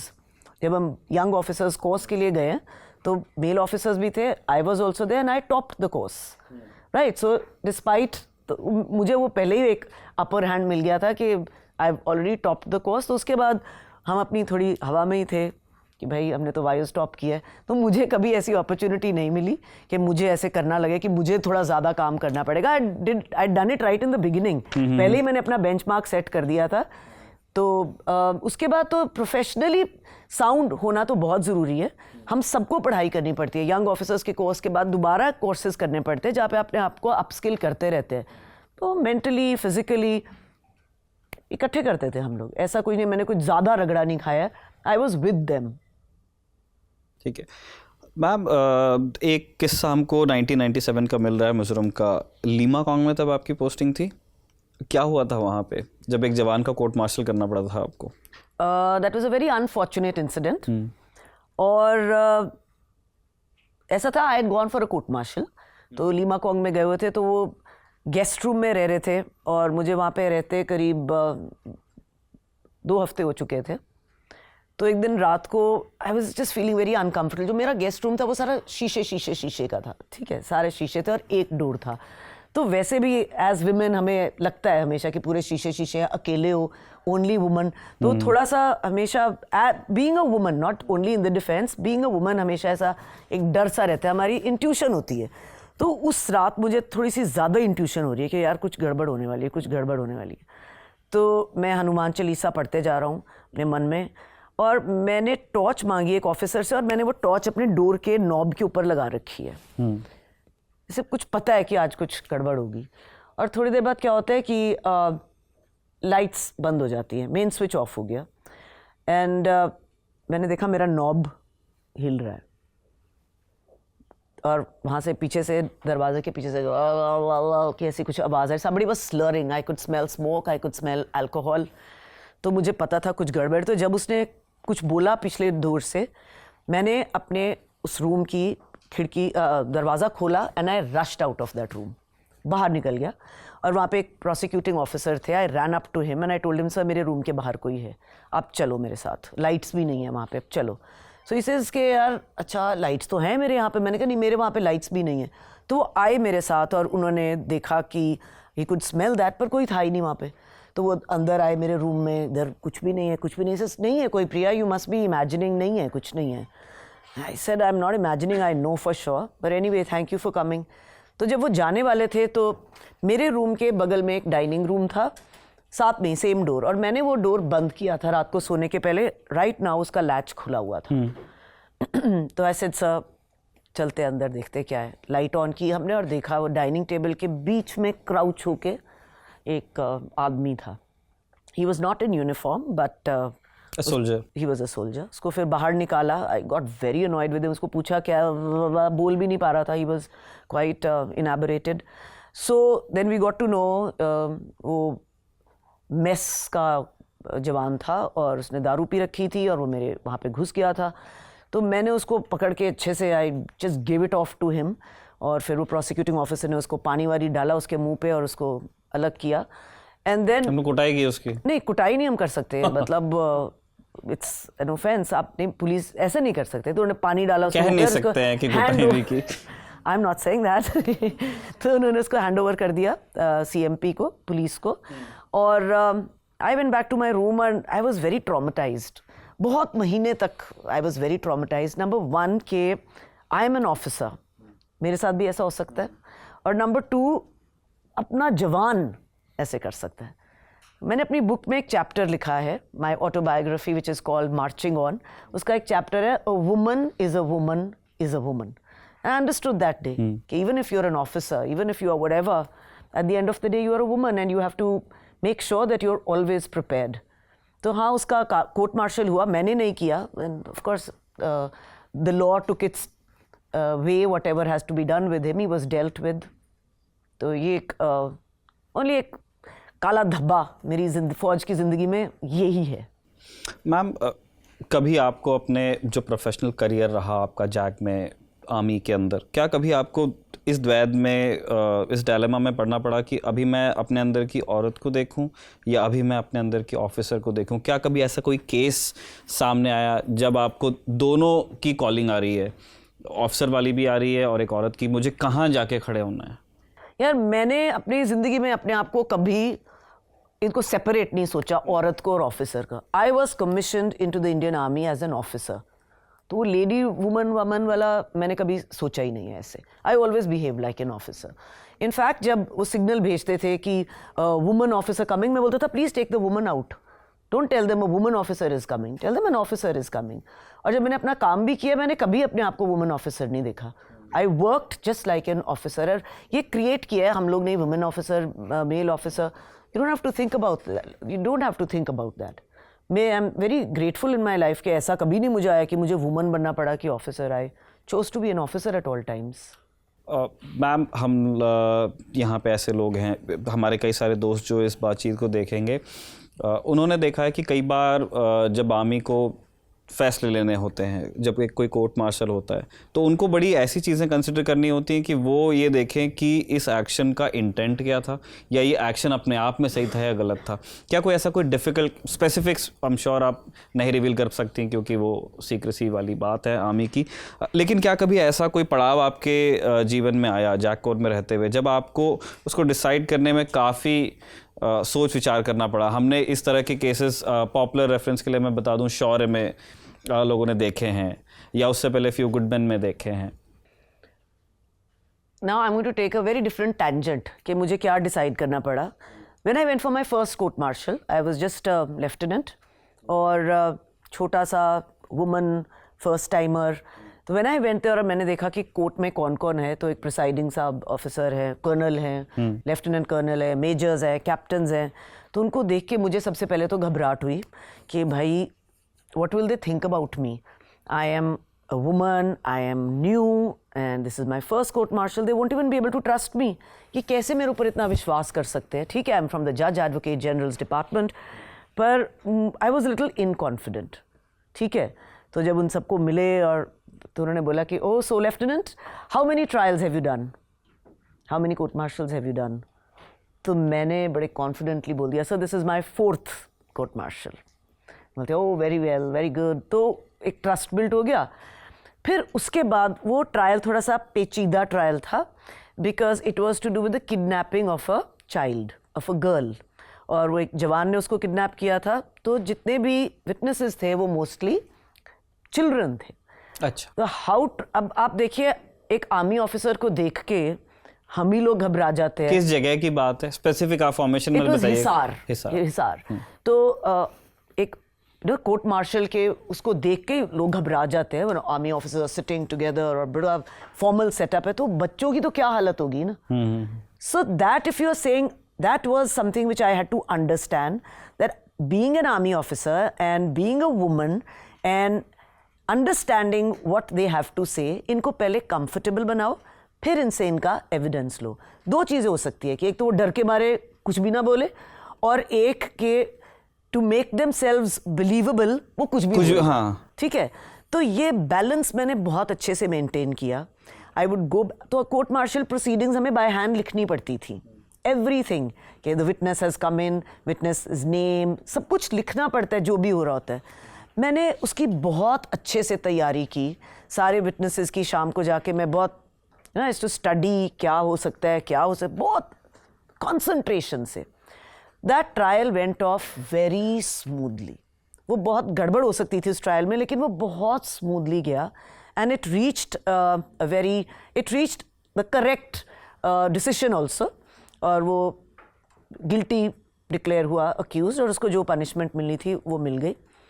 जब ये सब कुछ ख़त्म हो गया तो बाय बाय हो रहा है, very well done lieutenant, we are very happy, we were in such safe hands, you conducted the trial so well, we are so happy, seasoned. फिर मुझे लगा यार अब तो बताना पड़ेगा। So I said, excuse me sir, I have to say something to you all. This was not my 4th trial. This was my very first trial. तो मुझे अगर if I was thinking वो गुस्सा होंगे या कुछ होंगे, वो बिल्कुल भी नहीं. Just had a very fatherly smile on his face और शाबाश किया, बोला very well done. फिर अपने ऊपर confidence आ गया, खुशी हुई. Then I was ready to take on कि अब कर सकते हो आप court martials. तो वो ये trial इसलिए it's closest to my heart. सबसे ज़्यादा मुझे यही याद है. मैम एक आखिरी सवाल, उसके बाद हम फ़ौज के बाद की आपकी जो ज़िंदगी है उसके बारे में भी थोड़ी बात करना चाहते हैं कि हमने देखा है कि कम से कम जो एक बड़ा तबका ये सोचता है कि अगर जैसे फ़ौज जैसी कोई संस्थान है जहाँ पे आपको मजबूत होने की ज़रूरत है, चाहे वो फ़ौज से इतर भी कोई जगह हो जहाँ पे एंट्री या तो खुल रही है या तो एंट्री ऑलरेडी है, वहाँ पे औरतों को अगर जाना है, वहाँ परफॉर्म करना है, तो या तो वो अपनी फेमिनिटी को तज के जाएं, है ना, वो बाल छोटे करा लें, वो कपड़े वैसे पहनने लगें, उस तरह से बात करने लगें, तब उनको एक्सेप्टेंस मिलेगी। या अगर वो अपना पूरा फेमिनिन साइड कैरी करती हैं और वो एक प्रोफेशनल की तरह ही बिहेव करती हैं, बस वो एक लड़की के रूप में वहाँ पहुँच रही, तो उन्हें एक 19 नज़र से देखा जाएगा। तो क्या ये कन्फ्यूजन कभी आता है दिमाग में? जिनके दिमाग में आता है उनसे आप क्या कहना चाहते हैं, वो जानना चाहते हैं। और क्या आपको अपने बारे में कभी ये लगा, जैसे इस बातचीत को हम सुन रहे हैं, आपने कई बार कहा करूँगा आऊँगा, ठीक है, बड़ी नॉर्मल सी चीज़ है, हो सकता है इसके पीछे कोई स्टोरी भी हो। ये मैन्युफैक्चरिंग डिफेक्ट है। कैसे हो गया था? शुरू से, बचपन से, I was born like that. ये फौज की वजह से नहीं है, शुरू से हम लोग घर पे I speak like this, my sister, वो भी खाता है, मैं भी खाता हूँ, मतलब पता नहीं है कहाँ हुआ, दैट्स व्हाई से डिफेक्ट है, इसका ऐसे कुछ नहीं लेना देना। But you know what I think, जब आपने सोचा है कि मैं फौज ज्वाइन कर रहा हूँ, ठीक है, वो इसलिए नहीं ज्वाइन कर रहे कि ये, I am talking about my self here, कि ये एक जॉब है, ये एक प्रोफेशन है, इट्स एन अपॉर्चुनिटी। मेरे लिए ये एक जुनून था, it was a passion, it was a dream. तो मैंने अपने आप को ऐसे प्रिपेयर किया था कि जब मैं ये जाऊँगा तो this is what I am going to be. उसमें फेमिनिटी कहाँ गई, कहाँ आई, क्या नहीं हुई, मुझे इसमें दिमाग में नहीं आता। दूसरी चीज़, हम जब मैंने ज्वाइन किए या हम जब करते तो हम मेन के साथ कंपीट करने के लिए नहीं करते हैं, ये टू वर्क इन कोलैबोरेशन, साथ काम करने के लिए। तो वहाँ पे मैं एज अ वुमन काम कर रही हूँ for the safety and protection of the country security, आप भी वही कर रहे हैं। वहाँ पे फेमिनिटी को कोई इतनी ज़्यादा भाव देने की ज़रूरत नहीं है। वहाँ आप सोल्जरिंग और अपने बीच में किसी चीज़ को मत आने दीजिए, not your femininity, not your emotions, not your family. आप वहाँ पे गए हैं टू बी अ सोल्जर, हम बी अ सोल्जर। अब सोल्जर मैन और वुमन तो होता ही नहीं है ना, इट्स अ सोल्जर।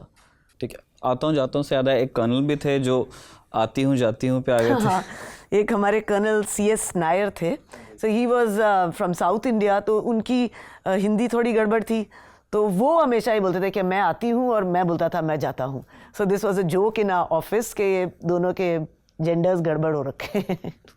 ठीक है मैम, जब आपके 10 साल पूरे होने को आ रहे थे, तो जैसे आपके कोर्समेट्स में से कई लोग तो फिर उसमें कोर्ट भी गए, क्या आपके दिमाग में नहीं आया कि परमानेंट कमीशन के लिए ट्राई करते हैं, अभी नहीं है लेकिन कोई हाथ पैर मारते हैं, या फिर एक जो एक्सटेंशन आता है 10 के 14 भी बनते हैं, उसके लिए जाते हैं? आपने 10 साल बाद छोड़ा फौज को, क्या वजह मैंने थी? फौज को नहीं छोड़ा, फौज ने मुझे छोड़ा है, प्लीज। ठीक है, दैट्स क्लियर। तो मुझे बहुत बुरा लगा था, ऐसा नहीं है that I was okay with it, I was hurt, it was very painful for me, because मैं बचपन से एक सपना देखा है और वो सडनली खत्म। Now what, I didn't know what to do in life, मैंने सोचा ही नहीं था। मेरा प्लान A भी आर्मी था, प्लान B भी आर्मी था, प्लान C भी आर्मी था, और वो तीनों प्लान्स खत्म हो गए हैं। हाँ, ऑफ कोर्स ये बहुत गलत किया है फौज ने, इसमें कोई डाउट नहीं है, but they just slept over this policy, क्योंकि हम लोग ने बहुत कोशिश किया। देखो, उन्होंने हमें 5 years दिया था पहले, it was an experimental course, it was called women's special entry scheme 01। तो उन्होंने हमें 5 years दिए और you know based on our capabilities and performance उन्होंने 5 years और दिए, 10 साल दिए। अभी मुझे लग रहा था यार इतना अच्छा काम कर रहे हैं, 5 years मतलब आगे एक्सटेंशन मिलेगी, पर ऐसा नहीं हुआ। It was not because of us, it was because of somewhere in the organization इनको भूल गया. और वो इसलिए कह सकता हूँ क्योंकि नेक्स्ट बैच के लिए दे वो कप, सेकेंड बैच के लिए ये लोग वापस जाके उनको लेके आए कि भाई वापस आ जाओ. वो इसलिए क्योंकि we had laid the benchmark, हमने लगा दिया था कि हम इतना अच्छा काम कर सकते हैं. मुझे बहुत गुस्सा था फौज पे. I was angry, but despite that it was the army which was my dream, which was my wish, which was my life and soul. और मैंने ये ड्रीम 10 साल के लिए जिया था. जो कुछ मुझे अपनी ज़िंदगी में करना था मैंने 10 साल में उसको किया जैसे करना चाहता था. I loved the army, I respected it. जो कुछ मैंने ह्यूमन वैल्यूज़ के बारे में, वर्च्यूज़ के बारे में, इंटेग्रिटी, राइटियसनेस के बारे में सीखा था वो मैंने फौज से सीखा था. And I could not make my heart drag the army to the court to question it. मैं पूछने वाला था क्योंकि you're a soldier और आप एक लॉयर भी हैं, तो बहुत लोग ये जानना चाहेंगे कि जब आपको आपका हक नहीं मिला तो आप कोर्ट क्यों नहीं गई? आपके बहुत सारे कोर्समेट्स तो गए भी थे. अब इसमें दो चीज़ें हैं. नंबर वन, उस टाइम पे the army was very clear. उन्होंने ऐसे कभी नहीं कहा था कि we are giving you permanent commission. They were clear. उन्होंने बोला था 5 years + 5 years. तो लीगली कोई ग्राउंड थी नहीं. ठीक है. और आपके सर्विस रूल्स को आपने एग्री भी किया था जब आपने पर्ची भरी थी. हाँ. So there was, and that is what the court said, that were you sleeping when you were signing it. ये बात सही है. But more important thing is that I loved the army too much, respected it too much to drag it to a court of law. My conscience does not allow it. जिन लोगों ने army को वो court लेके गए, बाकी तीनों services में हुआ, कोस्ट गार्ड वाले अभी कर रहे हैं स्ट्रगल, उन औरतों की, उन लड़कियों की बड़ी मेहनत रही है क्योंकि गवर्नमेंट ने या आर्मी ने कभी अपने एंड से तो दिया नहीं परमानेंट कमीशन, या कमांड पोस्ट नहीं दी, या फिर कॉम्बैट आर्म्स में पोस्टिंग नहीं दी. फाइटर पायलट बनने में टाइम लग गया लड़कियों को. तो उन महिलाओं की मेहनत को आप कैसे देखती हैं जिन्होंने कोर्ट के रास्ते इस दरवाजे को खुलवाया? देखो, सबकी अपनी जर्नी है, very different. My journey was very different. What I gave you, my reasons were very different. सबकी अपनी रीजन है. अगर किसी को लगता है कि गलत हुआ है तो she has a right to go to the court, और उनको करना चाहिए. अगर उनका दिल कहता है, अगर उनका दिल कहता है कि मुझे ये गलत हुआ है मेरे साथ और मुझे लड़ना है, you have every right to do it. I am saying the same thing. What held me was my heart, my emotions, my conscious. ठीक है, ये माई रिस्पेक्ट. अब किसी को अगर ऐसे लगता है तो गुड, दे और वो इंडिविजुअल अपने लिए नहीं कर रही हैं. वो अगर वो खोलती हैं दरवाजे, वो सबके लिए दरवाजे खोल रही हैं. So it's, I appreciate what they are doing, but I have no advice or anything for them. Like I said, आप अपनी मिशन पे हैं, आपकी अपनी वो है, तो आपका जो हार्ट कहता है follow your heart and do what your heart tells you to do. मैंने पूछा इसलिए मैं रीज़न भी उसका एस्टैब्लिश करता हूँ क्योंकि बहुत सारे जो क्रिटिक्स थे, जो क्रिटिक भी नहीं, ट्रोल्स उनको कहना चाहिए, उन्होंने कहा कि ये तो पेंशन के लिए नाटक कर रही हैं, या तो ये तनख्वाह के लिए नाटक कर रही हैं, या तो ये ऑफिस के लिए नाटक कर रही हैं. इस तरह के इल्ज़ाम लगाए गए उन ऑफिसर्स पे जो लोग कोर्ट में गई. कई लोगों ने कहा कि इनमें डिसिप्लिन नहीं है, किस तरह से सोचती हैं, जो बात बताई जा रही है उनको समझ में नहीं आ रही है. इस लैंग्वेज में बात उनके बारे में होती थी, लेकिन उनकी जो मेहनत है जो उन्होंने कोर्ट में की, उसके बाद जो कोर्ट ने डिसीजन दिया, उसमें सिर्फ उनका फ़ायदा नहीं हुआ है. Exactly. उसमें तो सारी लड़कियों के लिए वो दरवाजा सिर्फ उनकी हुई है, लेकिन फायदा दुनिया का हुआ है. यस, सो ना, very brave of them to do such a thing. I mean, it's really commendable. Ma'am, finally आपको डिस्चार्ज मिलता है फौज से और उसके बाद में फिर आप वापस आती हैं सिविलियन लाइफ. पूरी तरह फौज से तो नहीं निकल पाता कोई भी, या निकल पाती कहेंगे. आपने उसके बाद अपनी लाइफ को कैसे आगे बढ़ाया? कितना टाइम लगा आपको स्विच करने में? क्या आपके साथ ऐसा हो जाता था कि शादी में आप 11 लिखा है पत्रिका में तो 11 बजे पहुंच गई, फंक्शन 2 बजे चालू हो रहा है? कितनी दफ़ा अभी तक. I mean, this happens all the time कि अगर मुझे 11 बजे पहुंचना है, मैं 11:45 पहुंचूंगा, बाकी लोग आएंगे 11:30. So that continues. मुझे फौज से, my heart remains in the army, उसमें कोई नहीं है, my discipline remains the same. But जब मैं बाहर आ गया तो मुझे लगा कि अब कुछ तो करना पड़ेगा ना. लाइक आई सेड, कोई प्लान्स और थे नहीं. But then I had to reinvent myself. I had to tell myself this is not the end. अभी तो पार्टी शुरू हुई है, कुछ काम और करने पड़ेंगे आपको. You'll have to do something else. You can't say this is bye bye. Then every new station that I went to, I joined my husband. Every new station that I went to, I upskilled myself. मैंने degrees ली, मैंने पढ़ाई की, तैयारी की, training की. अच्छा, आप service में मिल गई थी सर से? हाँ जी, I was married by the time I was released from service. अच्छा, I had तो a son तो आप लोगों also. ने फिर टाइम किस तरह से एडजस्ट किया? उनकी पोस्टिंग यहाँ आ रही है, आपकी पोस्टिंग यहाँ, या आपको ट्रैवल करना पड़ा? ऐसे ही उनकी पोस्टिंग वहाँ, मेरी पोस्टिंग वहाँ, छुट्टी छुट्टी में मिलते थे हम मिले लोग। कैसे थे आप लोग? क्या मैं पूछ सकता हूँ ये चीज़? So he was also posted in Lucknow, and if I was the junior most officer, he was one senior to me. All right, तो हम लोग मेस में इकट्ठे थे, हर कहीं इकट्ठे ही थे, 2 जन ही थे. So we were always together, and we realized there were so many common things between us. और लोग भी हमें अगर उन्हें पार्टी में बुला रहे तो they will call me also. If they are calling me, they will call him also. So उन्होंने भी बहुत, जनता ने भी बहुत कोशिश करके हमें इकट्ठा किया. And then we realized we understood each other so well, and so it gelled, and then we decided to get married. ठीक है, सिविलियन लाइफ. Right. तो wherever he was posted, I would go there. First मैं हिसार गया. हिसार में जाके मैंने I studied for judicial services, and I prepared for it, and I cleared it, and I did not join for whatever reasons. Then I went to Gangtok with him. I did journalism. और मैंने journalism किया, और उसके बाद Sikkim express में काम करना शुरू किया. उसके बाद हम जलंधर आए, वहाँ पे मैंने ट्रेनिंग किया, and I became a personality development trainer. Then I did my B.Ed, and then I went to the Lawrence School, Sanar, and I taught there. तो हर स्टेशन पे अपने आप को अपस्किल किया, पढ़ाई की, मतलब ready for the next mission. सनार से बहुत फौजी भी निकलते हैं, हमारे व्यूअर्स रिकलेक्ट करेंगे. वहाँ आपको ऐसे बच्चों में देख के लगता था कि ये जो ये कारस्तानियाँ कर रहा है, कल जाके कुछ कर सकता है? सनार का जो पूरा कल्चर है, जो पूरा टाइम टेबल है, पूरा रजीम है, that is based on army only. वहाँ जाके आई वाज वेरी वेरी कंफर्टेबल कि हाँ भाई वापस जैसे फौज में ही आ गए हो. और बहुत है वहाँ पे, फिजिकली फिट बच्चे हैं सारे, एवरीबडी मतलब तैयार हैं फौज के लिए, बस उनकी निकलने की जरूरत वो है. उनको देखिए कभी आपको अपना बचपन याद आया कि मैं जितनी बदमाश थी, मेरे से भी 21 कोई है यहाँ पे? थे, काफी बच्चे थे. और यही वाली बात सच है, जो ज्यादा बदमाश होते हैं दे excel later on. This is a fact.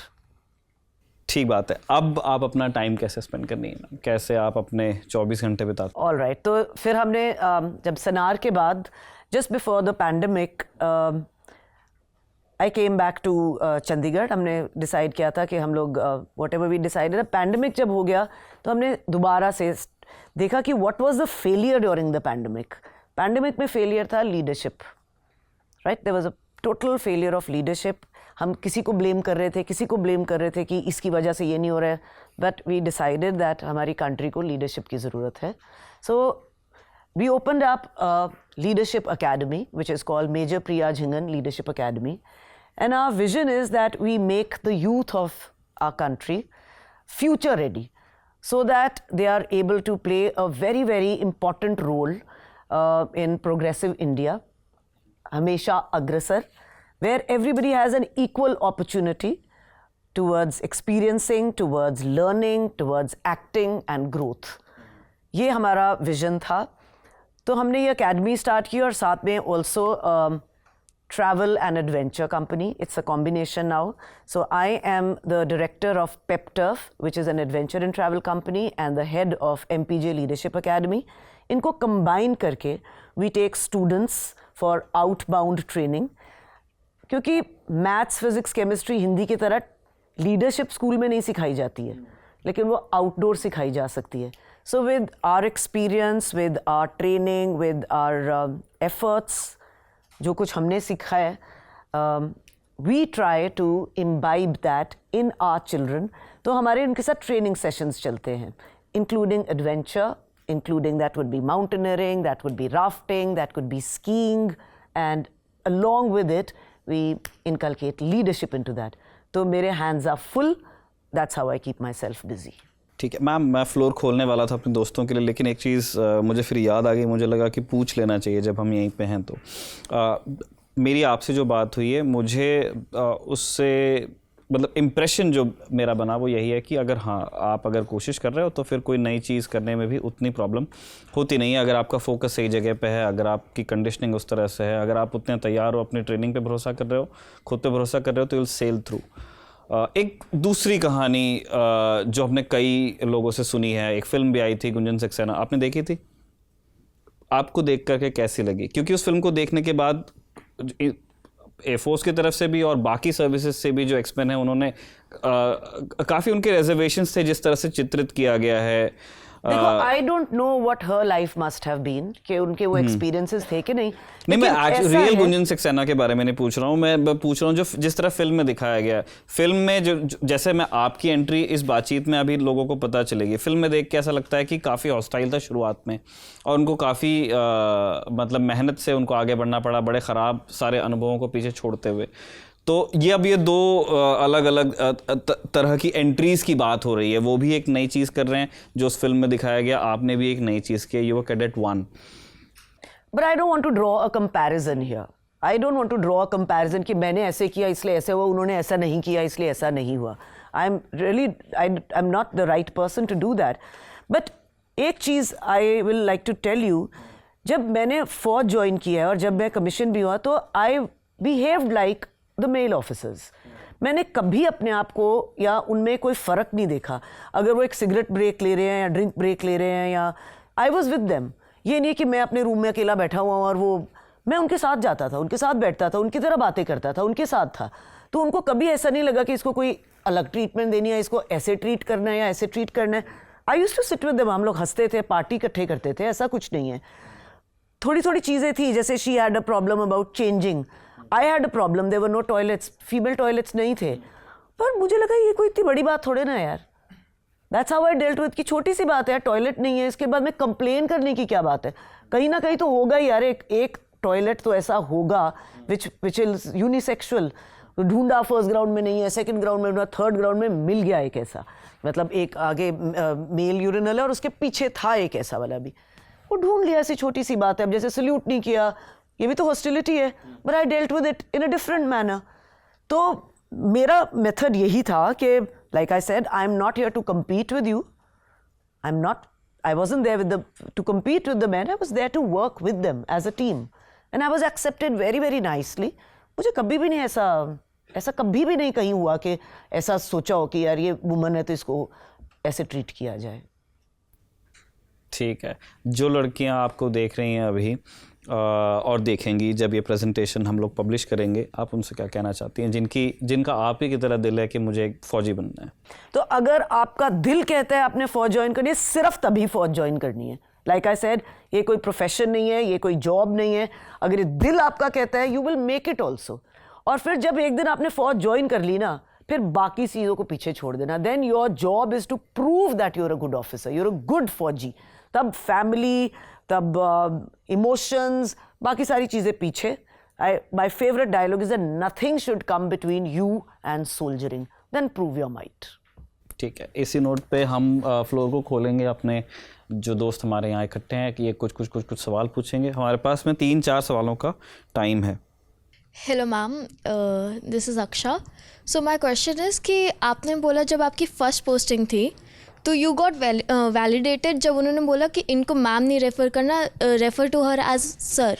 So why is that? कुछ psychic, deep rooted psychic thinking, कुछ ऐसा क्यों था? Not at all, not like that at all. What I meant to say is that he treated me equal with them.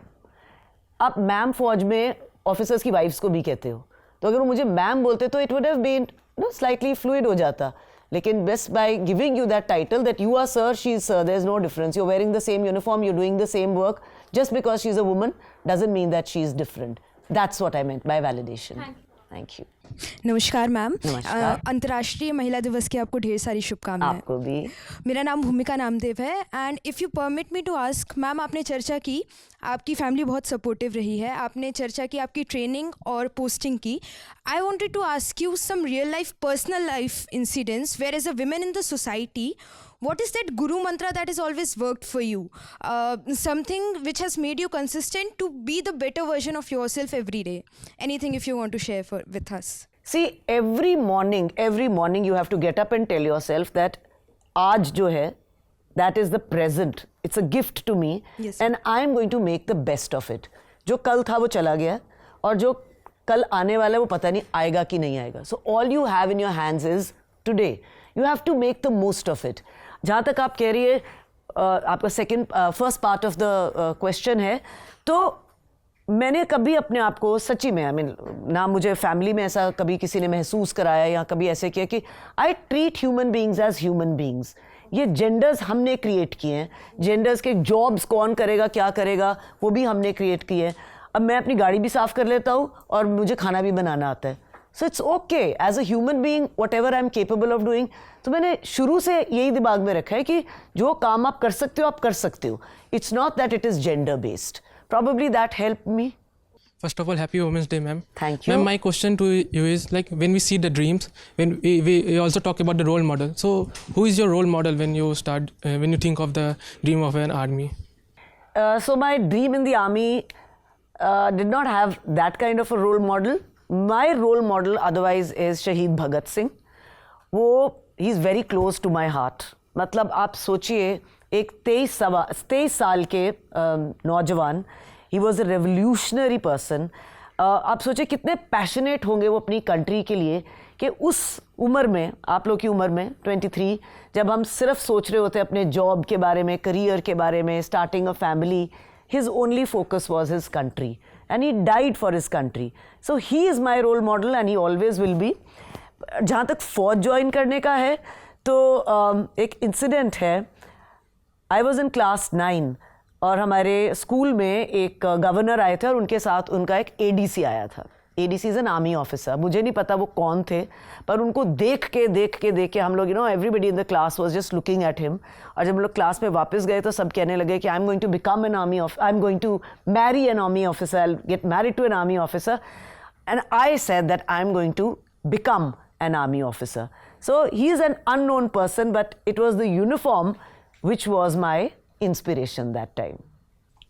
Hello ma'am, अभी मैं आपको सुन रहा था तो आपने बताया कि अगर आपको कोई विमेन ऑफिसर कहता था तो आप उस पर थोड़ा आपत्ति जताती थी, call B an officer.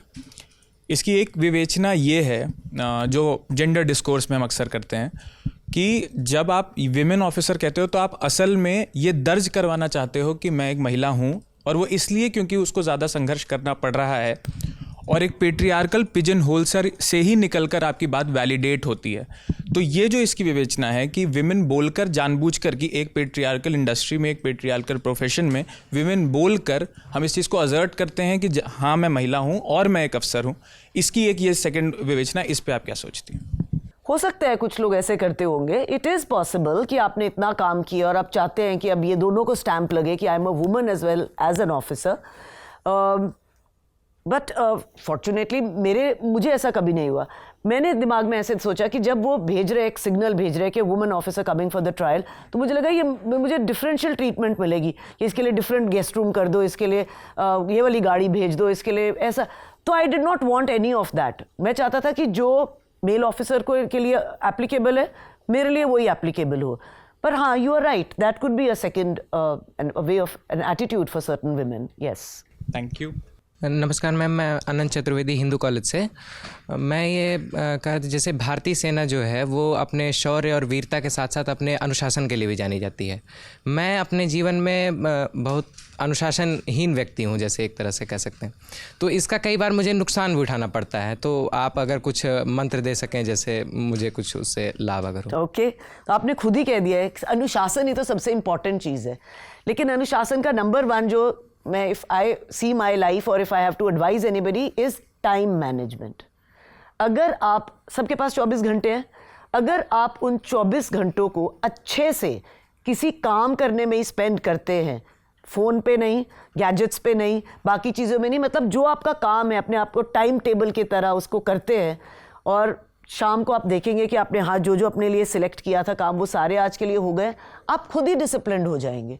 If you carry that forward to the next day कि आज भी मुझे 9 बजे तक ये करना है, 10 बजे तक ये, 11 बजे तक ये, 12 बजे तक, आप अपने आप ही डिसिप्लिन्ड हो जाएंगे। And discipline is very important for life, बहुत। तो आप अपने आप को सिर्फ ये बताइए कि कल से जैसे हमको स्कूल में टाइम टेबल मिलता था वैसे अपना एक टाइम टेबल बना के हर काम के लिए एक वक्त रखना है और उसके साथ चिपक जाइए कि हाँ बस इस टाइम टेबल को मैंने शाम तक ख़त्म करना है। You will become disciplined. और वैसे अंदर से ये भाव आना चाहिए, जब आपको पता ही है तो अगर आप अंदर से डिसाइड कर लेंगे, आई एम श्योर आप डिसिप्लिन्ड हो जाएंगे। Hello, ma'am. My name is Kanika. First of all, happy Women's Day to you. Thank you, Kanika. Same And to I you. thank you for taking the first step for us. And my question to you is, आपने जैसे कहा कि society अभी progress हो रही है, अभी समय लगेगा सबको समझने में कि विमेन भी आगे बढ़ रही हैं, बट उसमें वेस्ट ऑफ पोटेंशियल बहुत है. मान लो किसी लड़की में बहुत पोटेंशियल है, बट जस्ट बिकॉज सोसाइटी अभी प्रोग्रेस इतनी हुई नहीं है तो उसका तो पोटेंशियल वेस्ट हो गया. तो how as a woman should I understand that point of view कि सोसाइटी प्रोग्रेस होने में टाइम लगेगा, आप नहीं तो आपकी ग्रैंड डॉटर आर्मी में भर्ती होगी, but that is a potential waste for you. तो how do you understand that, how do you take it? So it is my potential, right? I can use that potential for something else, for something more substantial. Don't let that go wasted. कि अगर वो सिर्फ army में नहीं काम हो रहा, बाकी कहीं तो हो सकता है. You can make a place for yourself somewhere else. Don't let it just be wasted out. ठीक है, आपको यहाँ पे promotion नहीं मिल रही है. You can put up your papers here and start something afresh. That is what is meant by not wasting your potential. और हाँ, it is progressive. ये कोई इसके वो तो है, what is the word I want to use? Like everybody is evolving, तो उसमें ये इवॉल्वमेंट ड्रॉबैक है, ये है ड्रॉबैक, इसमें कोई डाउट नहीं है. But each individual will have to utilize their own strength, their potential in something else which is the second best now, if not this. Okay, thank you ma'am. Welcome. Hello ma'am, happy women's day. मेरा सवाल ये है, जो लड़कियां सेना में जाना चाहती हैं उनको पढ़ाई के साथ साथ और कौन सी एक्टिविटी है जो अभी से मतलब करनी चाहिए उनको? Okay, thank you for that question. तो पढ़ाई तो करनी पड़ेगी आपको. अभी अगर एनडीए में जाना है तो आपको एग्ज़ाम्स क्लियर करने पड़ेंगे अपने. अदरवाइज फिजिकली फिट रहना बहुत ज़रूरी है. सो आपको अपना खाने पीने का ध्यान रखना चाहिए और जितनी भी एक्सरसाइजेस करनी चाहिए, दौड़, make sure that physical endurance आप में बढ़ रही है, ताकि और कोई आप कोई ज्वाइन कर सकते हैं. जैसे what I did was I joined taekwondo technique of martial arts. कुछ ऐसा ज्वाइन करें जहाँ पे रोज़ कंपटीशन हो, जहाँ पे आप अपने आप को देख सके कि कल मैं यहाँ थी, आज मैं यहाँ हूँ. कोई कॉम्पिटिटिव स्पोर्ट्स ज्वाइन करके you should make sure that physically you are able to maintain a standard. जी thank you. Hello ma'am, I am Kamya. So मेरा क्वेश्चन ये है कि मैम आपने कहा कि यू फेस्ड एन इंसिडेंट जो काला धब्बा था आपकी लाइफ में, तो उसकी वजह से यू रियलाइज़ कि at the end of the day you are a woman and you have to be prepared for everything. So ma'am, you have been in two professions, as a lawyer also and in army also. So what do you think are the challenges you faced as a woman, or maybe the common challenges? See, the common challenge for womanhood is the same. We all understand what it is. To some extent, it can be avoided. Our dignity is in our own hands. Our body language, the way we behave in public, the kind of potential we show others, the kind of personality we portray. Some percent of this negativity can be taken care of. The rest is left to the the thought process of the other gender, right? To some extent it is in our hands, बाकी उनके पास है. ये तो है ही है. You can only be prepared for it and यही कह सकते हैं. ये वाला जो प्रॉब्लम है ये तो है. It will always remain, isn't it? We can just do a limited thing about it, जो हमारे हाथ में है. बाकी circumstances है, you'll have to deal with it, you'll have to prepare for it, and that's what you'll have to do. Hello ma'am, आपने lack of political leadership की बात की and No, I did not use the word political. Okay, lack of leadership and then you talked about कि how as women you need to come forward, and I feel that is a case in every aspect of the leadership, like that may be in politics, that may be in the social society and the civil society as well. तो ma'am, क्या आपको अगर आगे चल के opportunity मिलती है तो इज़ इट पॉसिबल कि आप भी कभी पॉलिटिकल लीडरशिप में एंट्री करेंगे? I will never ever enter politics because that is not my forte. Field marshal Manek Shaw ने एक अपने लेक्चर में बोला था कि जब हमारे देश में कुछ भी गड़बड़ होती है तो we blame this that. What actually is to be blamed is lack of leadership हर चीज़ में. और ये मैंने उन्हें I quote him always because I see this there, but I don't see I can be a political leader from any angle at all. My focus, my priorities, my forte is very different.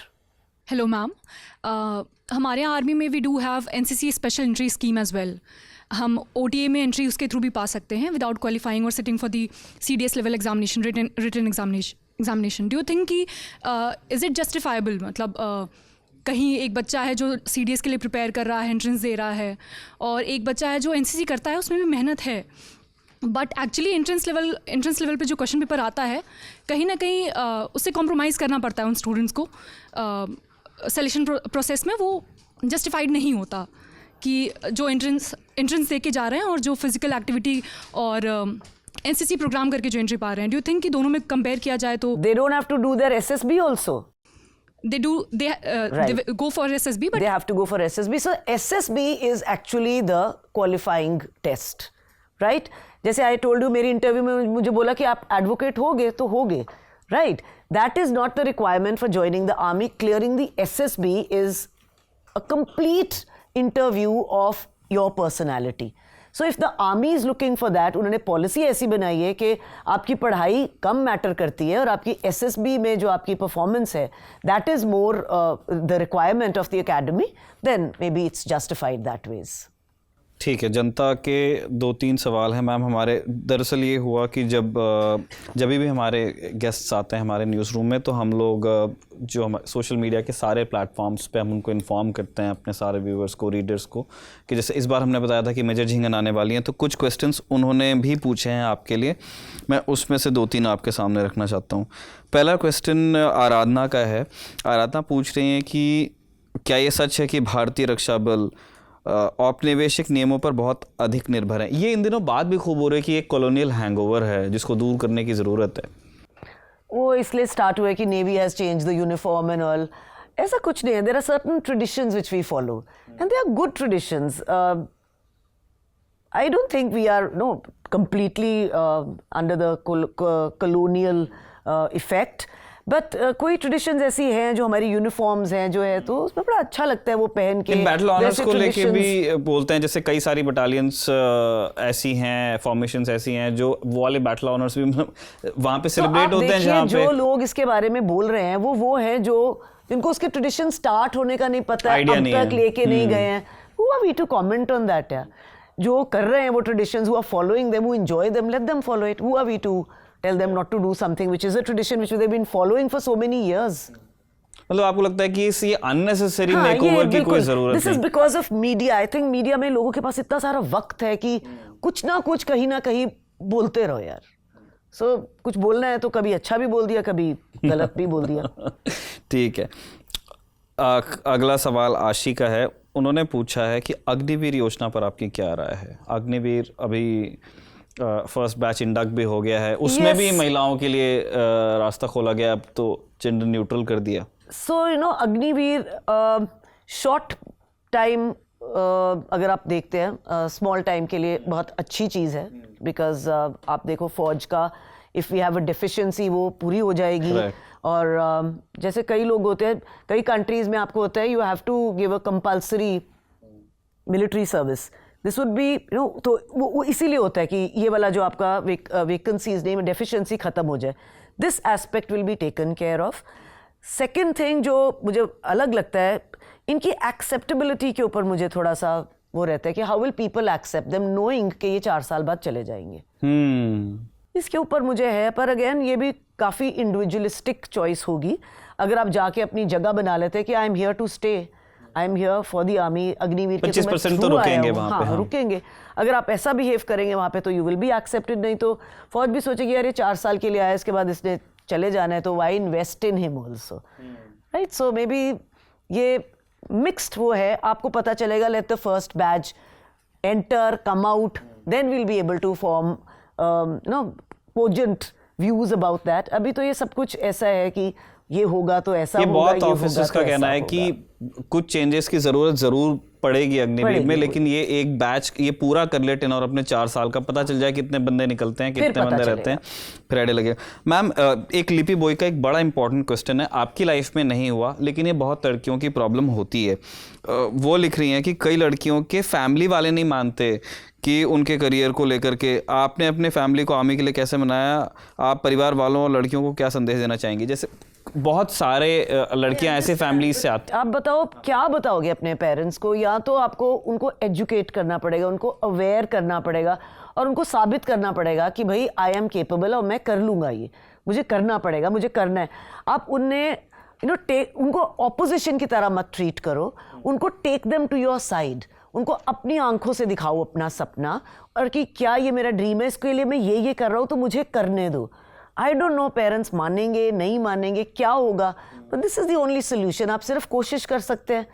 अगर आप घर छोड़ के भाग जाओ, ऐसे करो, ये तो अभी बहुत ही, I mean that will be a very very, what do I say, different kind of a situation. The only thing you can do is try and convince them, show them through your eyes. और क्या कर सकते हैं आप? ठीक है, ये बातचीत सुना के देख सकते हैं आप कि हाँ, लड़कियों के लिए भी फ़ौज में जगह है, वो जाना चाहें तो वो भी अपनी मेहनत से अपनी ट्रेनिंग पे भरोसा करके जा सकती हैं। दरवाज़े जो जितने पहले खुले थे आज उससे ज़्यादा जगह है। कुछ चैलेंजेस अभी भी बाकी हैं, लेकिन जैसा कि मेजर जिंगे ने बताया कि सारे चैलेंजेस एक बार में आपके सामने से चले जाएं, ऐसा नहीं होगा। एक ग्रेजुअल चेंज है जो इंट्रोड्यूस किया गया है, उसको अभी आकार लेने में और वक्त पड़ेगा। आप अपनी लाइफ को उसके हिसाब से एडजस्ट कीजिए, उस हिसाब से तैयारी कीजिए और अगर आपकी तैयारी पक्की होगी तो आप ज़रूर फ़ौज में खुद को देखेंगी। इसी नोट पे इस बातचीत को हम यहाँ पे कंक्लूड कर रहे हैं। मेजर जिंगन, आपने टाइम दिया, आपने ट्रैवल किया नोएडा में हमारे स्टूडियो तक आने के लिए, उसके लिए आपका शुक्रिया। जो दोस्त हमारे जुड़े हैं इस लाइव रिकॉर्डिंग में, उनका शुक्रिया। और अगर आप भी guest in the news room के लाइव रिकॉर्डिंग सेशंस का हिस्सा बनना चाहते हैं, इसी तरह सवाल पूछना चाहते हैं हमारे मेहमानों से, तो जैसा हमने पहले आपको बताया, डिस्क्रिप्शन में आपको एक लिंक मिलेगा, आपको एक छोटा सा फॉर्म भरना है, उसके बाद हमारी टीम रीच आउट करेगी और फिर आपको दी जाएगी दावत ललन टॉप स्टूडियो में आने की। बहुत बहुत शुक्रिया दर्शकों का, बहुत बहुत शुक्रिया major Jhingan. Thank you so much, thank you.